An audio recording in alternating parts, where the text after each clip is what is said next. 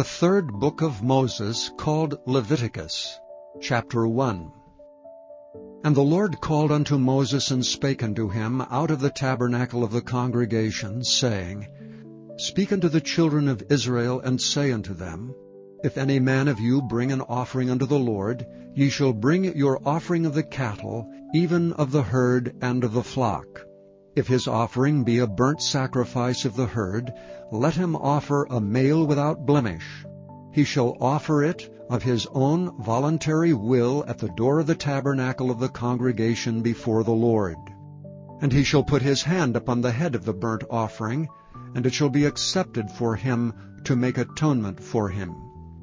And he shall kill the bullock before the Lord, and the priests Aaron's son shall bring the blood, and sprinkle the blood round about upon the altar that is by the door of the tabernacle of the congregation.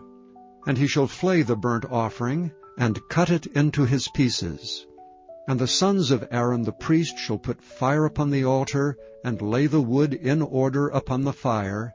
And the priest Aaron's son shall lay the parts, the head and the fat, in order upon the wood that is on the fire which is upon the altar. But his inwards and his legs shall he wash in water, and the priest shall burn all on the altar to be a burnt sacrifice, and offering made by fire of a sweet savour unto the Lord.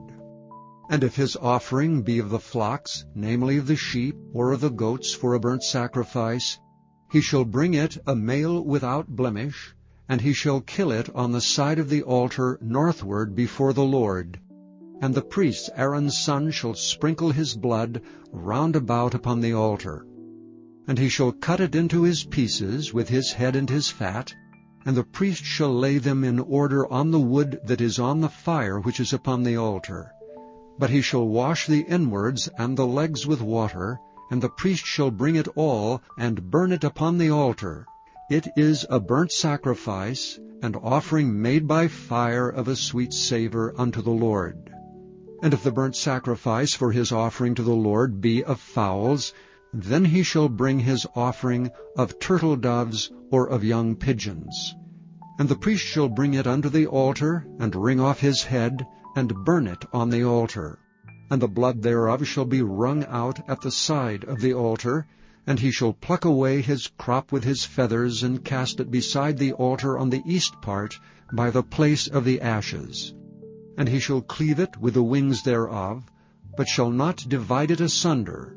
And the priest shall burn it upon the altar, upon the wood that is upon the fire. It is a burnt sacrifice, and offering made by fire of a sweet savour unto the Lord. Chapter 2.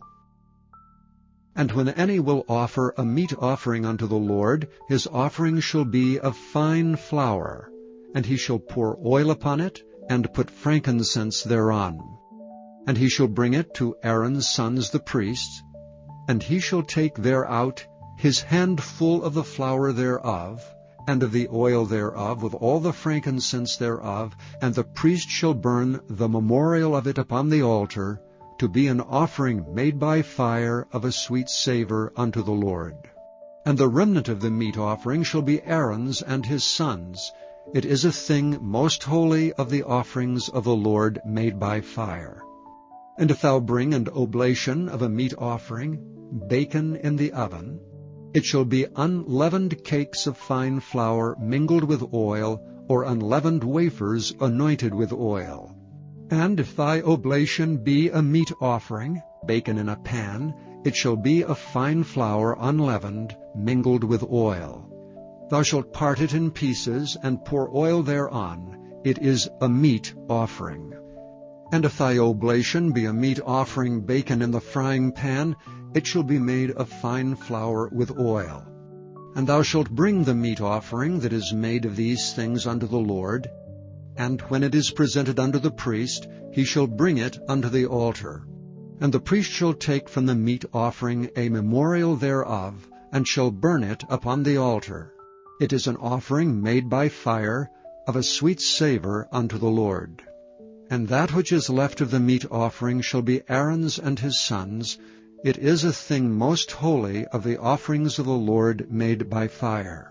No meat offering which ye shall bring unto the Lord shall be made with leaven, for ye shall burn no leaven nor any honey in any offering of the Lord made by fire. As for the oblation of the firstfruits, ye shall offer them unto the Lord, but they shall not be burnt on the altar for a sweet savour.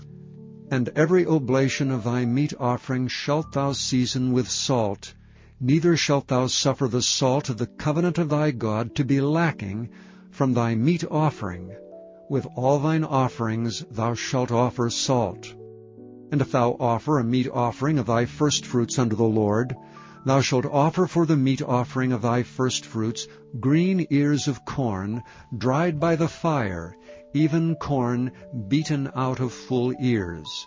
And thou shalt put oil upon it, and lay frankincense thereon. It is a meat offering. And the priest shall burn the memorial of it, part of the beaten corn thereof, and part of the oil thereof, with all the frankincense thereof. It is an offering made by fire unto the Lord. Chapter 3. And if his oblation be a sacrifice of peace offering, if he offer it of the herd, whether it be a male or female, he shall offer it without blemish before the Lord. And he shall lay his hand upon the head of his offering, and kill it at the door of the tabernacle of the congregation. And Aaron's sons the priest shall sprinkle the blood upon the altar round about. And he shall offer of the sacrifice of the peace offering an offering made by fire unto the Lord, the fat that covereth the inwards, and all the fat that is upon the inwards, and the 2 kidneys, and the fat that is on them, which is by the flanks, and the caul above the liver with the kidneys, it shall he take away. And Aaron's son shall burn it on the altar upon the burnt sacrifice, which is upon the wood that is on the fire. It is an offering made by fire of a sweet savour unto the Lord. And if his offering for a sacrifice of peace offering unto the Lord be of the flock, male or female, he shall offer it without blemish. If he offer a lamb for his offering, then shall he offer it before the Lord. And he shall lay his hand upon the head of his offering, and kill it before the tabernacle of the congregation. And Aaron's son shall sprinkle the blood thereof round about upon the altar. And he shall offer of the sacrifice of the peace offering an offering made by fire unto the Lord, the fat thereof, and the whole rump. It shall he take off hard by the backbone, and the fat that covereth the inwards, and all the fat that is upon the inwards, and the 2 kidneys, and the fat that is upon them, which is by the flanks, and the caul above the liver, with the kidneys, it shall he take away. And the priest shall burn it upon the altar. It is the food of the offering made by fire unto the Lord. And if his offering be of a goat, then he shall offer it before the Lord. And he shall lay his hand upon the head of it, and kill it before the tabernacle of the congregation. And the sons of Aaron shall sprinkle the blood thereof upon the altar round about. And he shall offer thereof his offering, even an offering made by fire unto the Lord, the fat that covereth the inwards, and all the fat that is upon the inwards, and the 2 kidneys, and the fat that is upon them, which is by the flanks, and the caul above the liver, with the kidneys, it shall he take away. And the priest shall burn them upon the altar. It is the food of the offering made by fire for a sweet savour. All the fat is the Lord's. It shall be a perpetual statute for your generations throughout all your dwellings, that ye eat neither fat nor blood. Chapter 4. And the Lord spake unto Moses, saying, Speak unto the children of Israel, saying, If a soul shall sin through ignorance against any of the commandments of the Lord concerning things which ought not to be done, and shall do against any of them, if the priest that is anointed do sin according to the sin of the people, then let him bring for his sin which he hath sinned a young bullock without blemish unto the Lord for a sin offering. And he shall bring the bullock unto the door of the tabernacle of the congregation before the Lord, and shall lay his hand upon the bullock's head, and kill the bullock before the Lord. And the priest that is anointed shall take of the bullock's blood, and bring it to the tabernacle of the congregation. And the priest shall dip his finger in the blood, and sprinkle of the blood 7 times before the Lord, before the veil of the sanctuary. And the priest shall put some of the blood upon the horns of the altar of sweet incense before the Lord, which is in the tabernacle of the congregation, and shall pour all the blood of the bullock at the bottom of the altar of the burnt offering, which is at the door of the tabernacle of the congregation. And he shall take off from it all the fat of the bullock for the sin offering, the fat that covereth the inwards, and all the fat that is upon the inwards, and the 2 kidneys, and the fat that is upon them, which is by the flanks, and the caul above the liver with the kidneys, it shall he take away, as it was taken off from the bullock of the sacrifice of peace offerings, and the priest shall burn them upon the altar of the burnt offering. And the skin of the bullock, and all his flesh with his head, and with his legs, and his inwards, and his dung, even the whole bullock shall he carry forth without the camp unto a clean place, where the ashes are poured out, and burn him on the wood with fire. Where the ashes are poured out shall he be burnt. And if the whole congregation of Israel sin through ignorance, and the thing be hid from the eyes of the assembly, and they have done somewhat against any of the commandments of the Lord concerning things which should not be done, and are guilty, when the sin which they have sinned against it is known, then the congregation shall offer a young bullock for the sin, and bring him before the tabernacle of the congregation. And the elders of the congregation shall lay their hands upon the head of the bullock before the Lord, and the bullock shall be killed before the Lord. And the priest that is anointed shall bring of the bullock's blood to the tabernacle of the congregation. And the priest shall dip his finger in some of the blood, and sprinkle it 7 times before the Lord, even before the veil.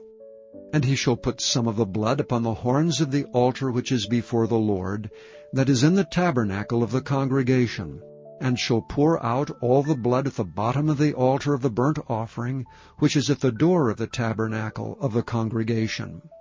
And he shall take all his fat from him, and burn it upon the altar. And he shall do with the bullock as he did with the bullock for a sin offering, so shall he do with this, and the priest shall make an atonement for them, and it shall be forgiven them. And he shall carry forth the bullock without the camp, and burn him as he burned the first bullock. It is a sin offering for the congregation. When a ruler hath sinned, and done somewhat through ignorance against any of the commandments of the Lord his God concerning things which should not be done, and is guilty, or if his sin, wherein he hath sinned, come to his knowledge, he shall bring his offering, a kid of the goats, a male without blemish. And he shall lay his hand upon the head of the goat, and kill it in the place where they kill the burnt offering before the Lord. It is a sin offering. And the priest shall take of the blood of the sin offering with his finger, and put it upon the horns of the altar of burnt offering, and shall pour out his blood at the bottom of the altar of burnt offering. And he shall burn all his fat upon the altar, as the fat of the sacrifice of peace offerings. And the priest shall make an atonement for him, as concerning his sin, and it shall be forgiven him. And if any one of the common people sin through ignorance, while he doeth somewhat against any of the commandments of the Lord concerning things which ought not to be done, and be guilty, or if his sin which he hath sinned come to his knowledge, then he shall bring his offering, a kid of the goats, a female without blemish, for his sin which he hath sinned. And he shall lay his hand upon the head of the sin offering, and slay the sin offering in the place of the burnt offering. And the priest shall take of the blood thereof with his finger, and put it upon the horns of the altar of burnt offering, and shall pour out all the blood thereof at the bottom of the altar. And he shall take away all the fat thereof, as the fat is taken away from off the sacrifice of peace offerings, and the priest shall burn it upon the altar for a sweet savour unto the Lord. And the priest shall make an atonement for him, and it shall be forgiven him. And if he bring a lamb for a sin offering, he shall bring it a female without blemish. And he shall lay his hand upon the head of the sin offering, and slay it for a sin offering in the place where they kill the burnt offering. And the priest shall take of the blood of the sin offering with his finger, and put it upon the horns of the altar of burnt offering, and shall pour out all the blood thereof at the bottom of the altar. And he shall take away all the fat thereof, as the fat of the lamb is taken away from the sacrifice of the peace offerings, and the priest shall burn them upon the altar according to the offerings made by fire unto the Lord. And the priest shall make an atonement for his sin that he hath committed, and it shall be forgiven him. Chapter 5. And if a soul sin, and hear the voice of swearing, and is a witness, whether he have seen or known of it, if he do not utter it, then he shall bear his iniquity. Or if a soul touch any unclean thing, whether it be a carcass of an unclean beast, or a carcass of unclean cattle, or the carcass of unclean creeping things, and if it be hidden from him, he also shall be unclean and guilty. Or if he touch the uncleanness of man, whatsoever uncleanness it be, that a man shall be defiled withal, and it be hid from him, when he knoweth of it, then he shall be guilty. Or if a soul swear, pronouncing with his lips to do evil, or to do good, whatsoever it be that a man shall pronounce with an oath, and it be hid from him, when he knoweth of it, then he shall be guilty in one of these. And it shall be, when he shall be guilty in one of these things, that he shall confess that he hath sinned in that thing. And he shall bring his trespass offering unto the Lord for his sin which he hath sinned, a female from the flock, a lamb or a kid of the goats, for a sin offering. And the priest shall make an atonement for him concerning his sin. And if he be not able to bring a lamb, then he shall bring for his trespass which he hath committed 2 turtle doves, or 2 young pigeons unto the Lord, one for a sin offering, and the other for a burnt offering. And he shall bring them unto the priest, who shall offer that which is for sin offering first, and wring off his head from his neck, but shall not divide it asunder, and he shall sprinkle of the blood of the sin offering upon the side of the altar, and the rest of the blood shall be wrung out at the bottom of the altar. It is a sin offering. And he shall offer the second for a burnt offering, according to the manner, and the priest shall make an atonement for him for his sin which he hath sinned, and it shall be forgiven him. But if he be not able to bring 2 turtle doves or 2 young pigeons, then he that sinneth shall bring for his offering the 10th part of an ephah of fine flour for a sin offering. He shall put no oil upon it, neither shall he put any frankincense thereon, for it is a sin offering. Then shall he bring it to the priest, and the priest shall take his handful of it, even a memorial thereof, and burn it on the altar, according to the offering made by fire unto the Lord. It is a sin offering. And the priest shall make an atonement for him as touching his sin that he hath sinned in one of these, and it shall be forgiven him. And the remnant shall be the priest's as a meat offering. And the Lord spake unto Moses, saying, If a soul commit a trespass, and sin through ignorance in the holy things of the Lord, then he shall bring for his trespass unto the Lord a ram without blemish out of the flocks, with thy estimation of shekels of silver, after the shekel of the sanctuary, for a trespass offering. And he shall make amends for the harm that he hath done in the holy thing, and shall add the 5th part thereto, and give it unto the priest. And the priest shall make an atonement for him with the ram of the trespass offering, and it shall be forgiven him. And if a soul sin, and commit any of these things which are forbidden to be done by the commandments of the Lord, though he wist it not, yet is he guilty, and shall bear his iniquity.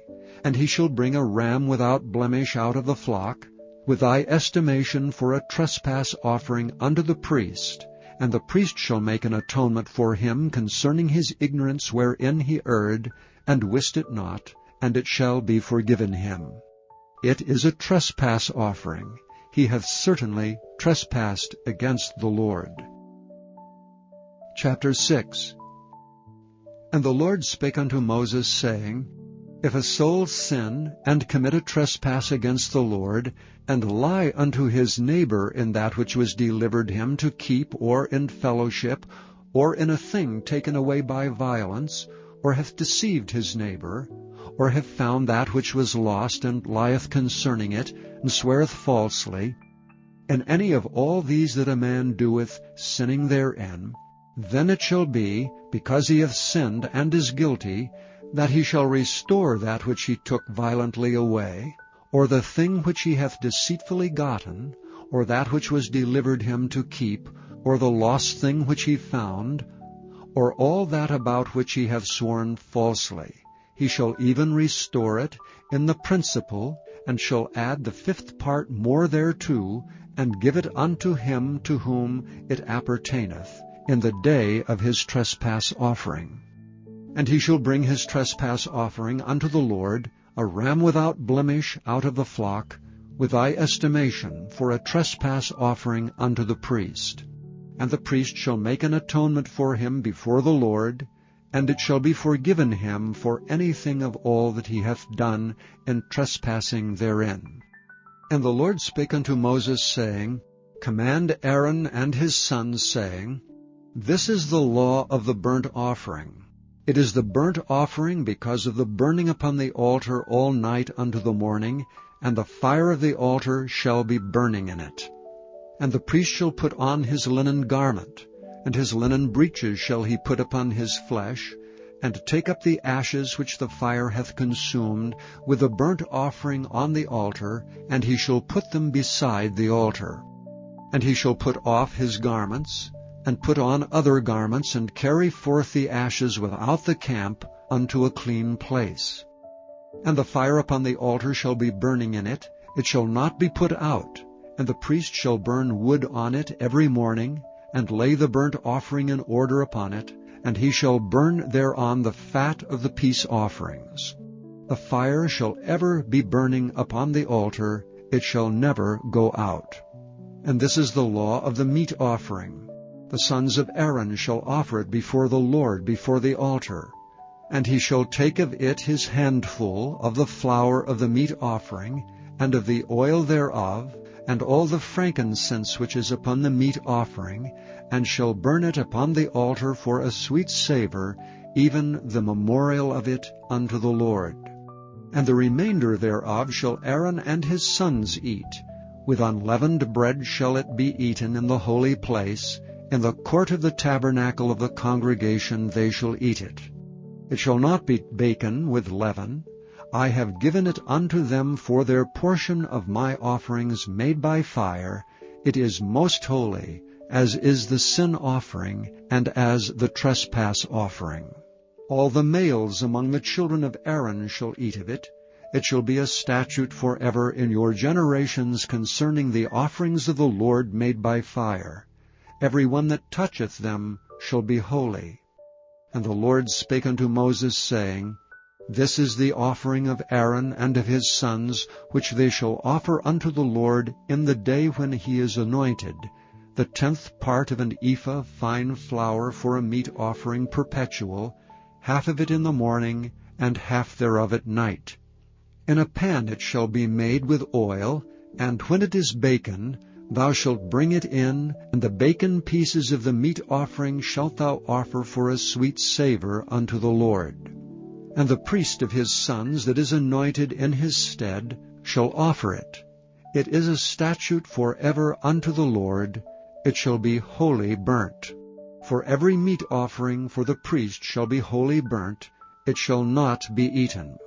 And the Lord spake unto Moses, saying, Speak unto Aaron and to his sons, saying, This is the law of the sin offering. In the place where the burnt offering is killed shall the sin offering be killed before the Lord. It is most holy.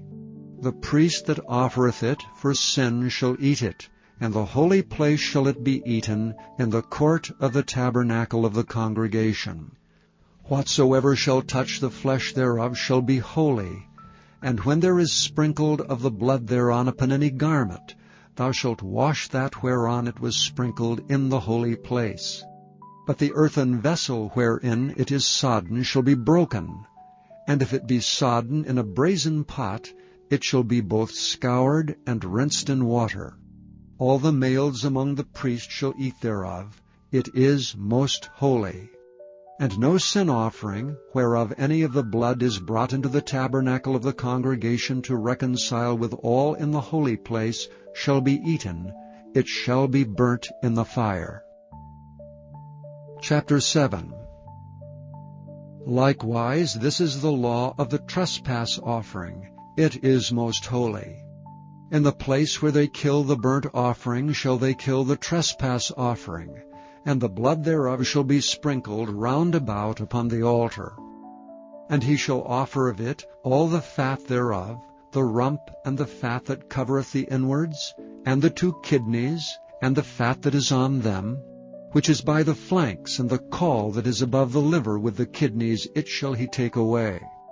And the priest shall burn them upon the altar for an offering made by fire unto the Lord. It is a trespass offering.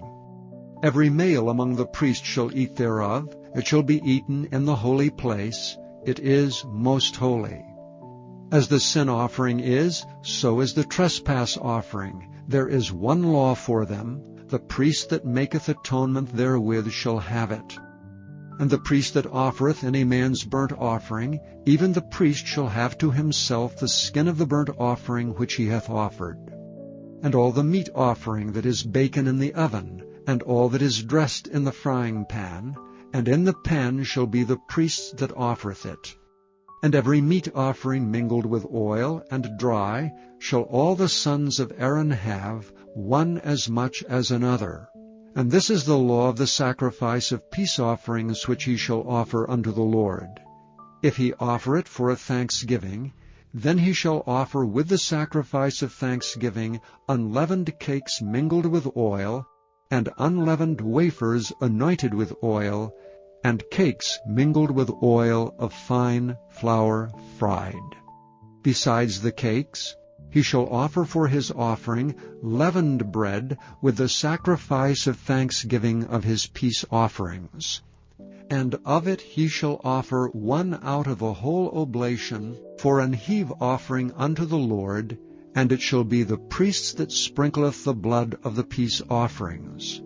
And the flesh of the sacrifice of his peace offerings for thanksgiving shall be eaten the same day that it is offered. He shall not leave any of it until the morning. But if the sacrifice of his offering be a vow, or a voluntary offering, it shall be eaten the same day that he offereth his sacrifice, and on the morrow also the remainder of it shall be eaten. But the remainder of the flesh of the sacrifice of the 3rd day shall be burnt with fire. And if any of the flesh of the sacrifice of his peace offerings be eaten at all on the 3rd day, it shall not be accepted, neither shall it be imputed unto him that offereth it.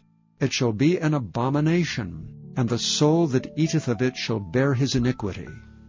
And the flesh that toucheth any unclean thing shall not be eaten. It shall be burnt with fire. And as for the flesh, all that be clean shall eat thereof.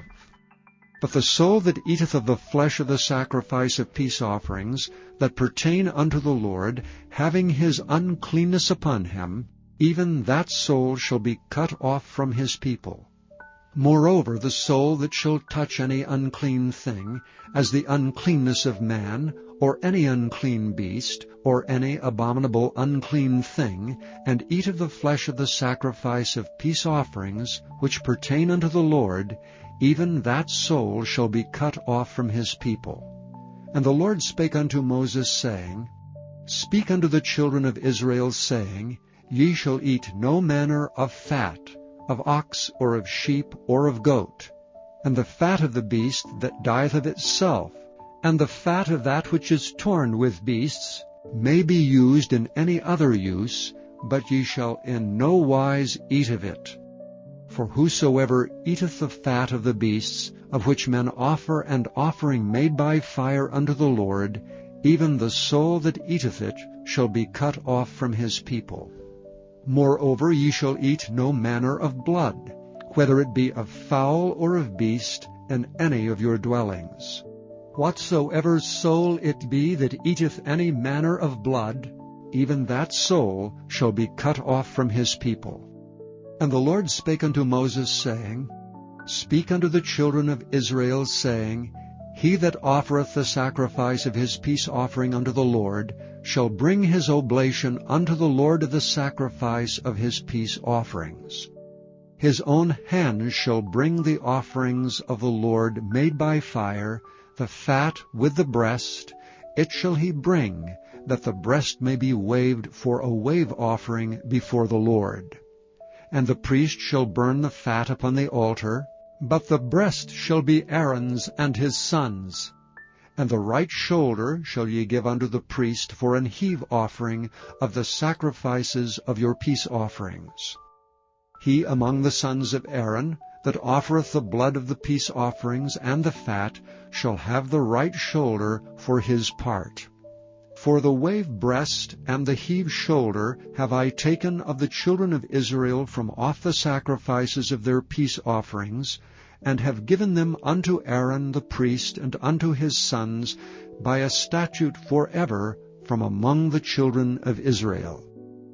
This is the portion of the anointing of Aaron and of the anointing of his sons out of the offerings of the Lord made by fire, in the day when he presented them to minister unto the Lord in the priest's office, which the Lord commanded to be given them of the children of Israel in the day that he anointed them by a statute forever throughout their generations.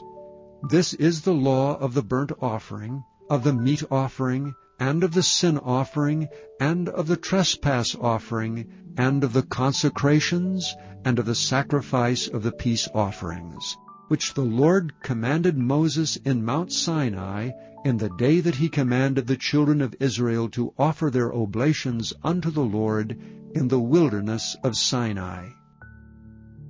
Chapter 8. And the Lord spake unto Moses, saying, Take Aaron and his sons with him, and the garments and the anointing oil, and a bullock for the sin offering, and 2 rams, and a basket of unleavened bread, and gather thou all the congregation together unto the door of the tabernacle of the congregation. And Moses did as the Lord commanded him. And the assembly was gathered together unto the door of the tabernacle of the congregation. And Moses said unto the congregation, This is the thing which the Lord commandeth to be done. And Moses brought Aaron and his sons, and washed them with water. And he put upon him the coat, and girded him with the girdle, and clothed him with the robe, and put the ephod upon him. And he girded him with the curious girdle of the ephod, and bound it unto him therewith. And he put the breastplate upon him. Also he put in the breastplate the Urim and the Thummim. And he put the mitre upon his head. Also upon the mitre, even upon the forefront, did he put the golden plate, the holy crown, as the Lord commanded Moses. And Moses took the anointing oil, and anointed the tabernacle, and all that was therein, and sanctified them. And he sprinkled thereof upon the altar 7 times, and anointed the altar and all his vessels, both the laver and his foot, to sanctify them. And he poured of the anointing oil upon Aaron's head, and anointed him to sanctify him. And Moses brought Aaron's sons, and put coats upon them, and girded them with girdles, and put bonnets upon them, as the Lord commanded Moses. And he brought the bullock for the sin offering, and Aaron and his sons laid their hands upon the head of the bullock for the sin offering. And he slew it, and Moses took the blood, and put it upon the horns of the altar round about with his finger, and purified the altar, and poured the blood at the bottom of the altar, and sanctified it to make reconciliation upon it. And he took all the fat that was upon the inwards, and the caul above the liver, and the 2 kidneys in their fat, and Moses burned it upon the altar. But the bullock and his hide, his flesh, and his dung he burnt with fire without the camp, as the Lord commanded Moses. And he brought the ram for the burnt offering, and Aaron and his sons laid their hands upon the head of the ram. And he killed it, and Moses sprinkled the blood upon the altar round about. And he cut the ram into pieces, and Moses burnt the head, and the pieces, and the fat. And he washed the inwards and the legs in water, and Moses burnt the whole ram upon the altar.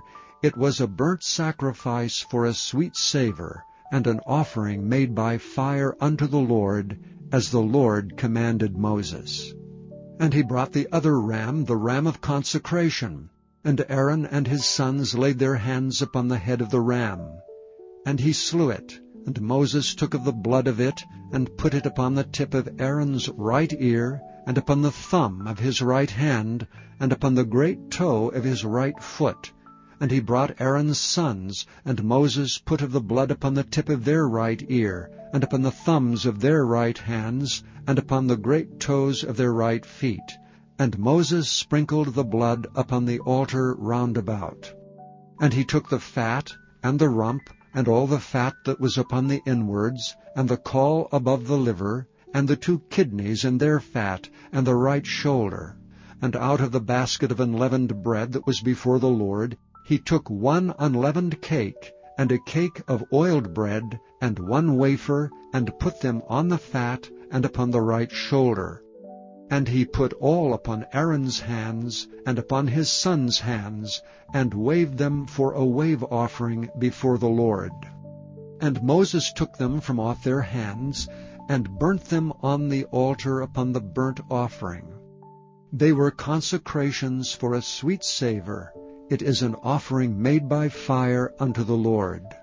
And Moses took the breast and waved it for a wave offering before the Lord. For of the ram of consecration it was Moses' part, as the Lord commanded Moses. And Moses took of the anointing oil, and of the blood which was upon the altar, and sprinkled it upon Aaron, and upon his garments, and upon his sons, and upon his sons' garments with him, and sanctified Aaron, and his garments, and his sons garments with him. And Moses said unto Aaron and to his sons, Boil the flesh at the door of the tabernacle of the congregation, and there eat it with the bread that is in the basket of consecration, as I commanded, saying, Aaron and his sons shall eat it. And that which remaineth of the flesh and of the bread shall ye burn with fire. And ye shall not go out of the door of the tabernacle of the congregation in 7 days, until the days of your consecration be at an end. For 7 days shall he consecrate you. And as he hath done this day, so the Lord hath commanded to do, to make an atonement for you. Therefore shall ye abide at the door of the tabernacle of the congregation, day and night 7 days, and keep the charge of the Lord, that ye die not, for so I am commanded. So Aaron and his sons did all things which the Lord commanded by the hand of Moses. Chapter 9. And it came to pass on the 8th day that Moses called Aaron and his sons and the elders of Israel, and he said unto Aaron, Take thee a young calf for a sin offering, and a ram for a burnt offering without blemish, and offer them before the Lord. And unto the children of Israel thou shalt speak, saying, Take ye a kid of the goats for a sin offering, and a calf and a lamb, both of the first year without blemish, for a burnt offering.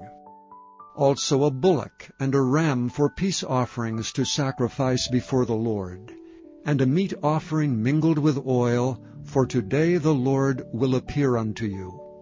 And they brought that which Moses commanded before the tabernacle of the congregation. And all the congregation drew near and stood before the Lord. And Moses said, This is the thing which the Lord commanded that ye should do, and the glory of the Lord shall appear unto you. And Moses said unto Aaron, Go unto the altar, and offer thy sin offering, and thy burnt offering, and make an atonement for thyself and for the people, and offer the offering of the people, and make an atonement for them, as the Lord commanded. Aaron therefore went unto the altar, and slew the calf of the sin offering which was for himself. And the sons of Aaron brought the blood unto him, and he dipped his finger in the blood, and put it upon the horns of the altar, and poured out the blood at the bottom of the altar. But the fat and the kidneys, and the caul above the liver of the sin offering, he burnt upon the altar as the Lord commanded Moses. And the flesh and the hide he burnt with fire without the camp. And he slew the burnt offering, and Aaron's sons presented unto him the blood which he sprinkled round about upon the altar. And they presented the burnt offering unto him with the pieces thereof, and the head, and he burnt them upon the altar. And he did wash the inwards and the legs, and burnt them upon the burnt offering on the altar. And he brought the people's offerings, and took the goat which was the sin offering for the people, and slew it, and offered it for sin as the first. And he brought the burnt offering, and offered it according to the manner. And he brought the meat offering, and took an handful thereof, and burnt it upon the altar beside the burnt sacrifice of the morning. He slew also the bullock and the ram for a sacrifice of peace offerings, which was for the people. And Aaron's sons presented unto him the blood which he sprinkled upon the altar round about, and the fat of the bullock and of the ram, the rump and that which covereth the inwards, and the kidneys, and the caul above the liver. And they put the fat upon the breasts, and he burnt the fat upon the altar. And the breasts and the right shoulder Aaron waved for a wave offering before the Lord, as Moses commanded. And Aaron lifted up his hand toward the people, and blessed them, and came down from offering of the sin offering, and the burnt offering, and the peace offerings. And Moses and Aaron went into the tabernacle of the congregation, and came out and blessed the people, and the glory of the Lord appeared unto all the people. And there came a fire out from before the Lord, and consumed upon the altar the burnt offering and the fat, which when all the people saw, they shouted, and fell on their faces. Chapter 10. And Nadab and Abihu, the sons of Aaron, took either of them his censer, and put fire therein, and put incense thereon, and offered strange fire before the Lord, which he commanded them not. And there went out fire from the Lord, and devoured them, and they died before the Lord. Then Moses said unto Aaron, This is it that the Lord spake, saying, I will be sanctified in them that come nigh me, and before all the people I will be glorified. And Aaron held his peace. And Moses called Mishael and Elzaphan the sons of Uzziel, the uncle of Aaron, and said unto them, Come near, carry your brethren from before the sanctuary out of the camp. So they went near and carried them in their coats out of the camp, as Moses had said. And Moses said unto Aaron, and unto Eleazar, and unto Ithamar his sons, Uncover not your heads, neither rend your clothes, lest ye die, and lest wrath come upon all the people. But let your brethren, the whole house of Israel, bewail the burning which the Lord hath kindled. And ye shall not go out from the door of the tabernacle of the congregation, lest ye die, for the anointing oil of the Lord is upon you. And they did according to the word of Moses. And the Lord spake unto Aaron, saying, Do not drink wine nor strong drink, thou nor thy sons with thee, when ye go into the tabernacle of the congregation, lest ye die. It shall be a statute forever throughout your generations, and that ye may put difference between holy and unholy, and between unclean and clean. And that ye may teach the children of Israel all the statutes which the Lord hath spoken unto them by the hand of Moses. And Moses spake unto Aaron, and unto Eleazar, and unto Ithamar his sons that were left, Take the meat offering that remaineth of the offerings of the Lord made by fire, and eat it without leaven beside the altar, for it is most holy. And ye shall eat it in the holy place, because it is thy due, and thy sons' due, of the sacrifices of the Lord made by fire, for so I am commanded. And the wave breast and heave shoulder shall ye eat in a clean place, thou and thy sons and thy daughters with thee, for they be thy due, and thy sons' due, which are given out of the sacrifices of peace offerings of the children of Israel. The heave shoulder and the wave breast shall they bring with the offerings made by fire of the fat, to wave it for a wave offering before the Lord. And it shall be thine and thy sons with thee by a statute forever, as the Lord hath commanded. And Moses diligently sought the goat of the sin offering, and behold, it was burnt. And he was angry with Eleazar and Ithamar, the sons of Aaron, which were left alive, saying, Wherefore have ye not eaten the sin offering in the holy place, seeing it is most holy, and God hath given it you to bear the iniquity of the congregation, to make atonement for them before the Lord? Behold, the blood of it was not brought in within the holy place. Ye should indeed have eaten it in the holy place, as I commanded. And Aaron said unto Moses, Behold, this day have they offered their sin offering and their burnt offering before the Lord, and such things have befallen me. And if I had eaten the sin offering today, should it have been accepted in the sight of the Lord? And when Moses heard that, he was content. Chapter 11. And the Lord spake unto Moses and to Aaron, saying unto them, Speak unto the children of Israel, saying, These are the beasts which ye shall eat among all the beasts that are on the earth. Whatsoever parteth the hoof, and is cloven-footed, and cheweth the cud among the beasts, that shall ye eat. Nevertheless, these shall ye not eat of them that chew the cud, or of them that divide the hoof. As the camel, because he cheweth the cud, but divideth not the hoof, he is unclean unto you. And the coney, because he cheweth the cud, but divideth not the hoof, he is unclean unto you. And the hare, because he cheweth the cud, but divideth not the hoof, he is unclean unto you. And the swine, though he divide the hoof, and be cloven-footed, yet he cheweth not the cud, he is unclean to you. Of their flesh shall ye not eat, and their carcasses shall ye not touch, they are unclean to you. These shall ye eat of all that are in the waters, whatsoever hath fins and scales in the waters, in the seas and in the rivers, them shall ye eat. And all that have not fins and scales in the seas and in the rivers, and all that move in the waters, and of any living thing which is in the waters, they shall be an abomination unto you. They shall be even an abomination unto you. Ye shall not eat of their flesh, but ye shall have their carcasses in abomination.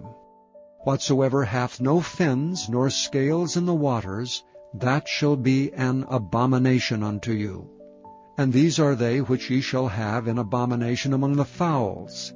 They shall not be eaten. They are an abomination, the eagle, and the ossifrage, and the osprey, and the vulture, and the kite after his kind, every raven after his kind, and the owl, and the nighthawk, and the cuckoo, and the hawk after his kind, and the little owl, and the cormorant, and the great owl, and the swan, and the pelican, and the gyre eagle, and the stork, the heron after her kind, and the lapwing, and the bat.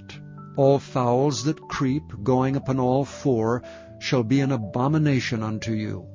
Yet these may ye eat of, every flying creeping thing that goeth upon all four, which have legs above their feet, to leap withal upon the earth. Even these of them ye may eat, the locust after his kind, and the bald locust after his kind, and the beetle after his kind, and the grasshopper after his kind. But all other flying, creeping things, which have 4 feet, shall be an abomination unto you. And for these ye shall be unclean. Whosoever toucheth the carcass of them shall be unclean until the even. And whosoever beareth aught of the carcass of them shall wash his clothes, and be unclean until the even. The carcasses of every beast which divideth the hoof, and is not cloven-footed, nor cheweth the cud, are unclean unto you. Every one that toucheth them shall be unclean.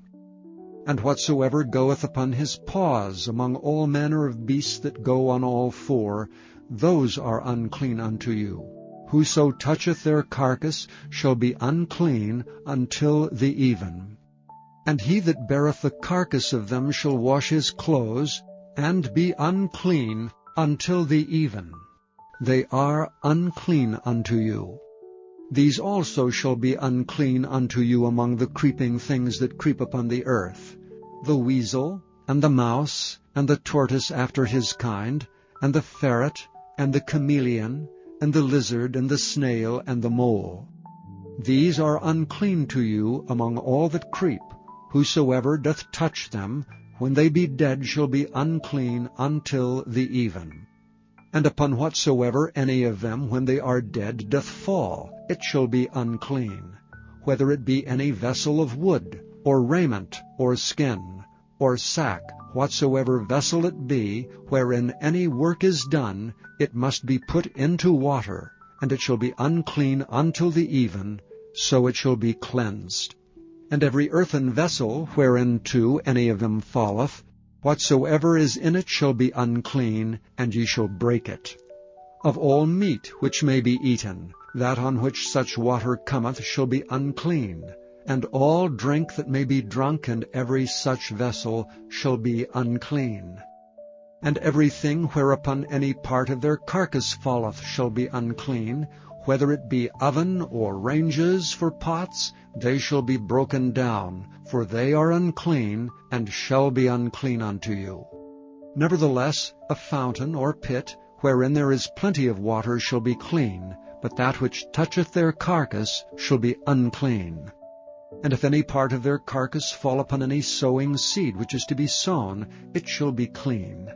But if any water be put upon the seed, and any part of their carcass fall thereon, it shall be unclean unto you. And if any beast, of which ye may eat, die, he that toucheth the carcass thereof shall be unclean until the even. And he that eateth of the carcass of it shall wash his clothes, and be unclean until the even. He also that beareth the carcass of it shall wash his clothes, and be unclean until the even. And every creeping thing that creepeth upon the earth shall be an abomination, it shall not be eaten. Whatsoever goeth upon the belly, whatsoever goeth upon all four, or whatsoever hath more feet among all creeping things that creep upon the earth, them ye shall not eat, for they are an abomination. Ye shall not make yourselves abominable with any creeping thing that creepeth, neither shall ye make yourselves unclean with them, that ye should be defiled thereby. For I am the Lord your God. Ye shall therefore sanctify yourselves, and ye shall be holy, for I am holy. Neither shall ye defile yourselves with any manner of creeping thing that creepeth upon the earth. For I am the Lord that bringeth you up out of the land of Egypt, to be your God. Ye shall therefore be holy, for I am holy. This is the law of the beasts, and of the fowl, and of every living creature that moveth in the waters, and of every creature that creepeth upon the earth, to make a difference between the unclean and the clean, and between the beast that may be eaten and the beast that may not be eaten. Chapter 12. And the Lord spake unto Moses, saying, Speak unto the children of Israel, saying, If a woman have conceived seed, and born a man-child, then she shall be unclean 7 days. According to the days of the separation of her infirmity shall she be unclean. And in the 8th day the flesh of his foreskin shall be circumcised, and she shall then continue in the blood of her purifying 33 days. She shall touch no hallowed thing, nor come into the sanctuary, until the days of her purifying be fulfilled. But if she bear a maid child, then she shall be unclean 2 weeks, as in her separation. And she shall continue in the blood of her purifying 66 days. And when the days of her purifying are fulfilled, for a son or for a daughter, she shall bring a lamb of the 1st year for a burnt offering, and a young pigeon or a turtle dove for a sin offering, unto the door of the tabernacle of the congregation, unto the priest. who shall offer it before the Lord, and make an atonement for her, and she shall be cleansed from the issue of her blood. This is the law for her that hath borne a male or a female. And if she be not able to bring a lamb, then she shall bring 2 turtles, or 2 young pigeons, the one for the burnt offering, and the other for a sin offering. And the priest shall make an atonement for her, and she shall be clean. Chapter 13. And the Lord spake unto Moses and Aaron, saying, When a man shall have in the skin of his flesh a rising, a scab, or a bright spot, and it be in the skin of his flesh like the plague of leprosy, then he shall be brought unto Aaron the priest, or unto one of his sons the priests, and the priest shall look on the plague in the skin of the flesh. And when the hair in the plague is turned white, and the plague in sight be deeper than the skin of his flesh, it is a plague of leprosy, and the priest shall look on him and pronounce him unclean. If the bright spot be white in the skin of his flesh, and in sight be not deeper than the skin, and the hair thereof be not turned white, then the priest shall shut up him that hath the plague 7 days. And the priest shall look on him the 7th day, and behold, if the plague in his sight be at a stay, and the plague spread not in the skin, then the priest shall shut him up 7 days more. And the priest shall look on him again the 7th day, and behold, if the plague be somewhat dark, and the plague spread not in the skin, the priest shall pronounce him clean. It is but a scab, and he shall wash his clothes, and be clean. But if the scab spread much abroad in the skin, after that he hath been seen of the priest for his cleansing, he shall be seen of the priest again. And if the priest see that, behold, the scab spreadeth in the skin, then the priest shall pronounce him unclean. It is a leprosy.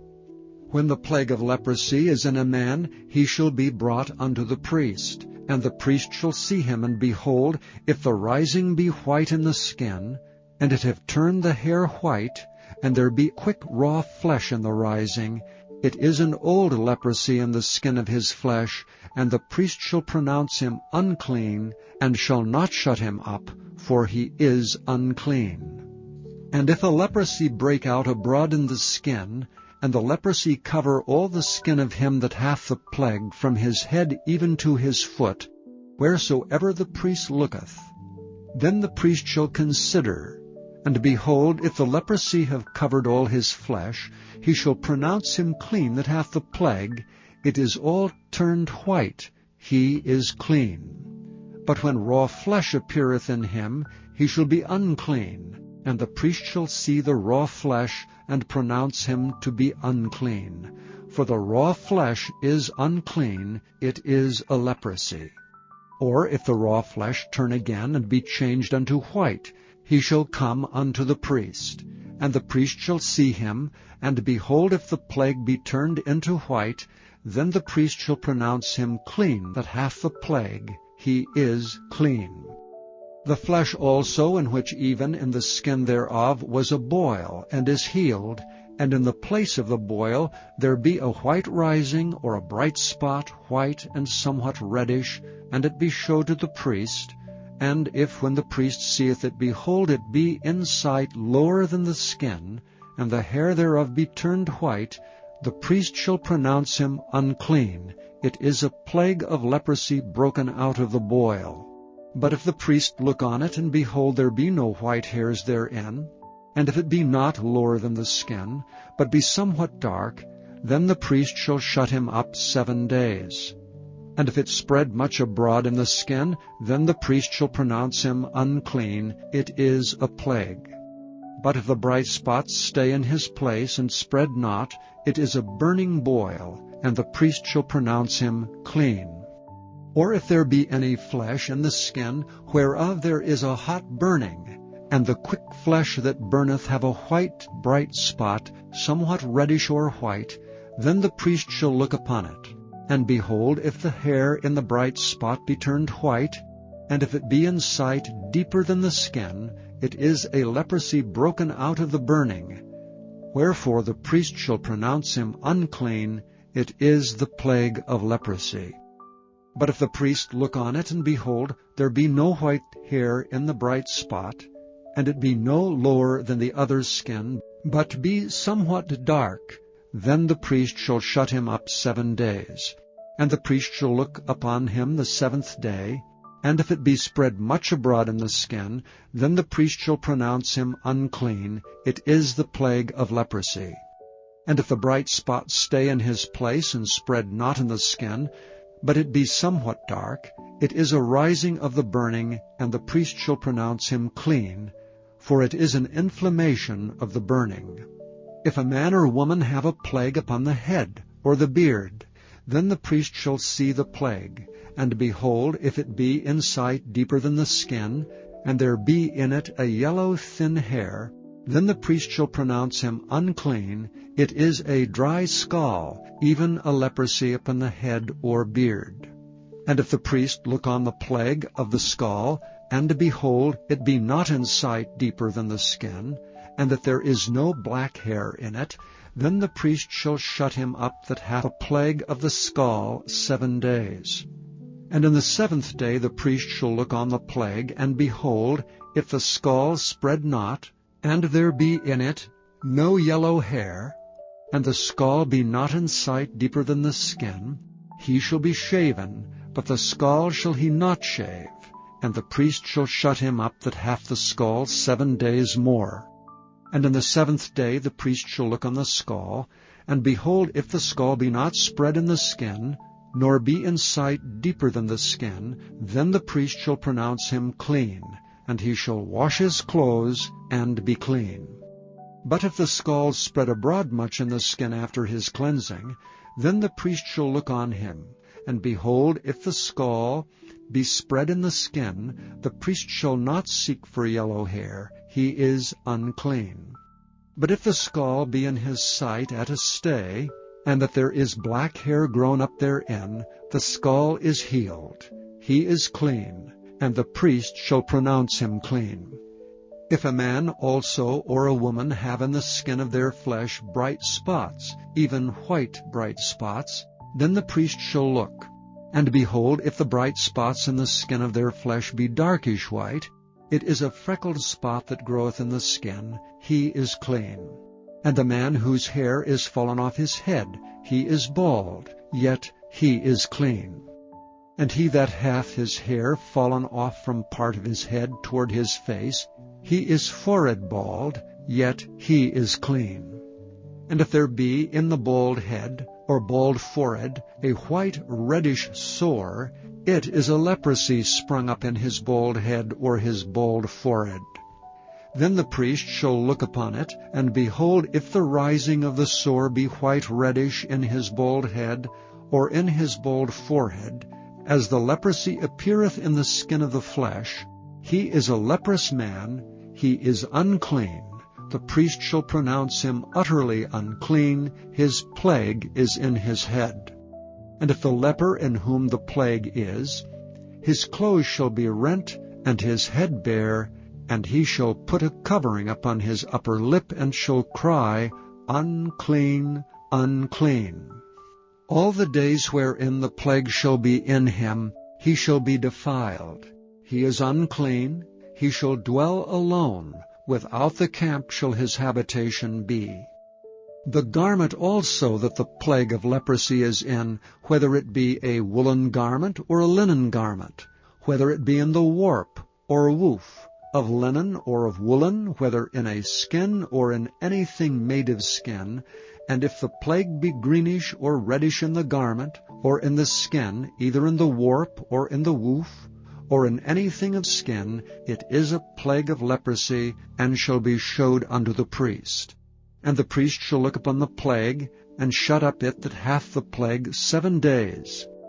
And he shall look on the plague on the 7th day. If the plague be spread in the garment, either in the warp or in the woof, or in a skin, or in any work that is made of skin, the plague is in a fretting leprosy, it is unclean. He shall therefore burn that garment, whether warp or woof, in woolen or in linen, or anything of skin wherein the plague is. For it is a fretting leprosy, it shall be burnt in the fire. And if the priest shall look, and behold, the plague be not spread in the garment, either in the warp, or in the woof, or in anything of skin, then the priest shall command that they wash the thing wherein the plague is, and he shall shut it up 7 days more. And the priest shall look on the plague, after that it is washed. And behold, if the plague have not changed his color, and the plague be not spread, it is unclean. Thou shalt burn it in the fire. It is fret inward, whether it be bare within or without. And if the priest look, and behold, the plague be somewhat dark after the washing of it, then he shall rend it out of the garment, or out of the skin, or out of the warp, or out of the woof. And if it appears still in the garment, either in the warp, or in the woof, or in anything of skin, it is a spreading plague. Thou shalt burn that wherein the plague is with fire. And the garment, either warp or woof, or whatsoever thing of skin it be, which thou shalt wash, if the plague be departed from them, then it shall be washed the second time, and shall be clean. This is the law of the plague of leprosy in a garment of woolen or linen, either in the warp or woof, or anything of skins, to pronounce it clean, or to pronounce it unclean. Chapter 14.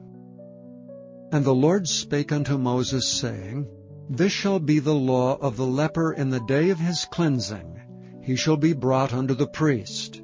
And the priest shall go forth out of the camp, and the priest shall look, and behold, if the plague of leprosy be healed in the leper, then shall the priest command to take for him that is to be cleansed 2 birds alive and clean, and cedar wood, and scarlet, and hyssop. And the priest shall command that one of the birds be killed in an earthen vessel over running water. As for the living bird, he shall take it, and the cedar wood, and the scarlet, and the hyssop, and shall dip them and the living bird in the blood of the bird that was killed over the running water. And he shall sprinkle upon him that is to be cleansed from the leprosy 7 times, and shall pronounce him clean, and shall let the living bird loose into the open field. And he that is to be cleansed shall wash his clothes, and shave off all his hair, and wash himself in water, that he may be clean. And after that he shall come into the camp, and shall tarry abroad out of his tent 7 days. But it shall be on the 7th day that he shall shave all his hair off his head, and his beard, and his eyebrows, even all his hair he shall shave off. And he shall wash his clothes, also he shall wash his flesh in water, and he shall be clean. And on the 8th day he shall take 2 he-lambs without blemish, and 1 ewe-lamb of the first year without blemish, and 3/10 deals of fine flour for a meat offering, mingled with oil, and 1 log of oil. And the priest that maketh him clean shall present the man that is to be made clean, and those things before the Lord at the door of the tabernacle of the congregation. And the priest shall take 1 he-lamb, and offer him for a trespass offering, and the log of oil, and wave them for a wave offering before the Lord. And he shall slay the lamb in the place where he shall kill the sin offering, and the burnt offering in the holy place. For as the sin offering is the priest's, so is the trespass offering, it is most holy. And the priest shall take some of the blood of the trespass offering, and the priest shall put it upon the tip of the right ear of him that is to be cleansed, and upon the thumb of his right hand, and upon the great toe of his right foot. And the priest shall take some of the log of oil, and pour it into the palm of his own left hand. And the priest shall dip his right finger in the oil that is in his left hand, and shall sprinkle of the oil with his finger 7 times before the Lord. And of the rest of the oil that is in his hand shall the priest put upon the tip of the right ear of him that is to be cleansed, and upon the thumb of his right hand, and upon the great toe of his right foot, upon the blood of the trespass offering. And the remnant of the oil that is in the priest's hand he shall pour upon the head of him that is to be cleansed, and the priest shall make an atonement for him before the Lord. And the priest shall offer the sin offering, and make an atonement for him that is to be cleansed from his uncleanness, and afterward he shall kill the burnt offering. And the priest shall offer the burnt offering and the meat offering upon the altar, and the priest shall make an atonement for him, and he shall be clean. And if he be poor, and cannot get so much, then he shall take 1 lamb for a trespass offering to be waved, to make an atonement for him, and 1/10 deal of fine flour mingled with oil for a meat offering, and a log of oil, and 2 turtle doves or 2 young pigeons, such as he is able to get, and the one shall be a sin offering, and the other a burnt offering. And he shall bring them on the 8th day for his cleansing unto the priest, unto the door of the tabernacle of the congregation before the Lord. And the priest shall take the lamb of the trespass offering and the log of oil, and the priest shall wave them for a wave offering before the Lord. And he shall kill the lamb of the trespass offering, and the priest shall take some of the blood of the trespass offering, and put it upon the tip of the right ear of him that is to be cleansed, and upon the thumb of his right hand, and upon the great toe of his right foot. And the priest shall pour of the oil into the palm of his own left hand, and the priest shall sprinkle with his right finger some of the oil that is in his left hand 7 times before the Lord. And the priest shall put of the oil that is in his hand upon the tip of the right ear of him that is to be cleansed, and upon the thumb of his right hand, and upon the great toe of his right foot, upon the place of the blood of the trespass offering. And the rest of the oil that is in the priest's hand he shall put upon the head of him that is to be cleansed, to make an atonement for him before the Lord. And he shall offer the one of the turtle doves, or of the young pigeons, such as he can get, even such as he is able to get, the one for a sin offering, and the other for a burnt offering, with the meat offering. And the priest shall make an atonement for him that is to be cleansed before the Lord. This is the law of him in whom is the plague of leprosy, whose hand is not able to get that which pertaineth to his cleansing. And the Lord spake unto Moses and unto Aaron, saying, When ye come into the land of Canaan, which I give to you for a possession, and I put the plague of leprosy in a house of the land of your possession, and he that owneth the house shall come and tell the priest, saying, It seemeth to me there is as it were a plague in the house, then the priest shall command that they empty the house before the priest go into it to see the plague, that all that is in the house be not made unclean, and afterward the priest shall go in to see the house. And he shall look on the plague, and behold, if the plague be in the walls of the house with hollow strakes, greenish or reddish, which in sight are lower than the wall, then the priest shall go out of the house to the door of the house, and shut up the house 7 days. And the priest shall come again the 7th day, and shall look, and behold, if the plague be spread in the walls of the house, then the priest shall command that they take away the stones in which the plague is, and they shall cast them into an unclean place without the city. And he shall cause the house to be scraped within round about, and they shall pour out the dust that they scrape off without the city into an unclean place. And they shall take other stones, and put them in the place of those stones. And he shall take other mortar, and shall plaster the house. And if the plague come again, and break out in the house, after that he hath taken away the stones, and after he hath scraped the house, and after it is plastered, then the priest shall come and look, and behold, if the plague be spread in the house, it is a fretting leprosy in the house, it is unclean. And he shall break down the house, the stones of it, and the timber thereof, and all the mortar of the house, and he shall carry them forth out of the city into an unclean place. Moreover, he that goeth into the house, all the while that is shut up, shall be unclean until the even. And he that lieth in the house shall wash his clothes, and he that eateth in the house shall wash his clothes. And if the priest shall come in and look upon it, and behold, the plague hath not spread in the house, after the house was plastered, then the priest shall pronounce the house clean, because the plague is healed. And he shall take to cleanse the house 2 birds, and cedar wood, and scarlet, and hyssop, and he shall kill the one of the birds in an earthen vessel over running water. And he shall take the cedar wood, and the hyssop, and the scarlet, and the living bird, and dip them in the blood of the slain bird, and in the running water, and sprinkle the house 7 times. And he shall cleanse the house with the blood of the bird, and with the running water, and with the living bird, and with the cedar wood, and with the hyssop, and with the scarlet. But he shall let go the living bird out of the city into the open fields, and make an atonement for the house, and it shall be clean.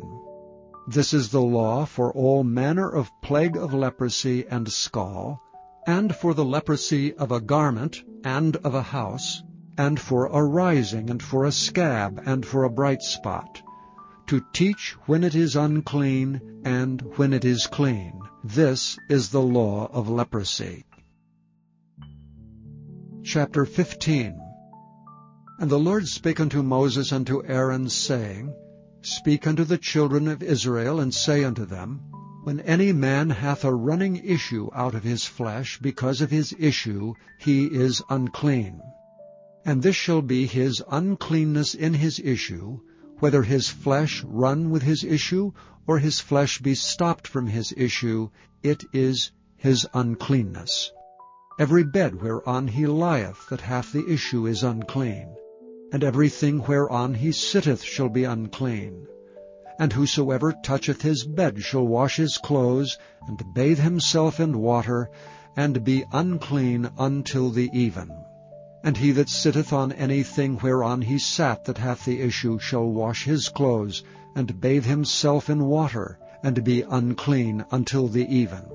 And he that toucheth the flesh of him that hath the issue shall wash his clothes, and bathe himself in water, and be unclean until the even. And if he that hath the issue spit upon him that is clean, then he shall wash his clothes, and bathe himself in water, and be unclean until the even. And what saddle soever he rideth upon that hath the issue shall be unclean. And whosoever toucheth anything that was under him shall be unclean until the even. And he that beareth any of these things shall wash his clothes, and bathe himself in water, and be unclean until the even. And whomsoever he toucheth that hath the issue, and hath not rinsed his hands in water, he shall wash his clothes, and bathe himself in water, and be unclean until the even. And the vessel of earth that he touched, which hath the issue, shall be broken, and every vessel of wood shall be rinsed in water. And when he that hath an issue is cleansed of his issue, then he shall number to himself 7 days for his cleansing, and wash his clothes, and bathe his flesh in running water, and shall be clean.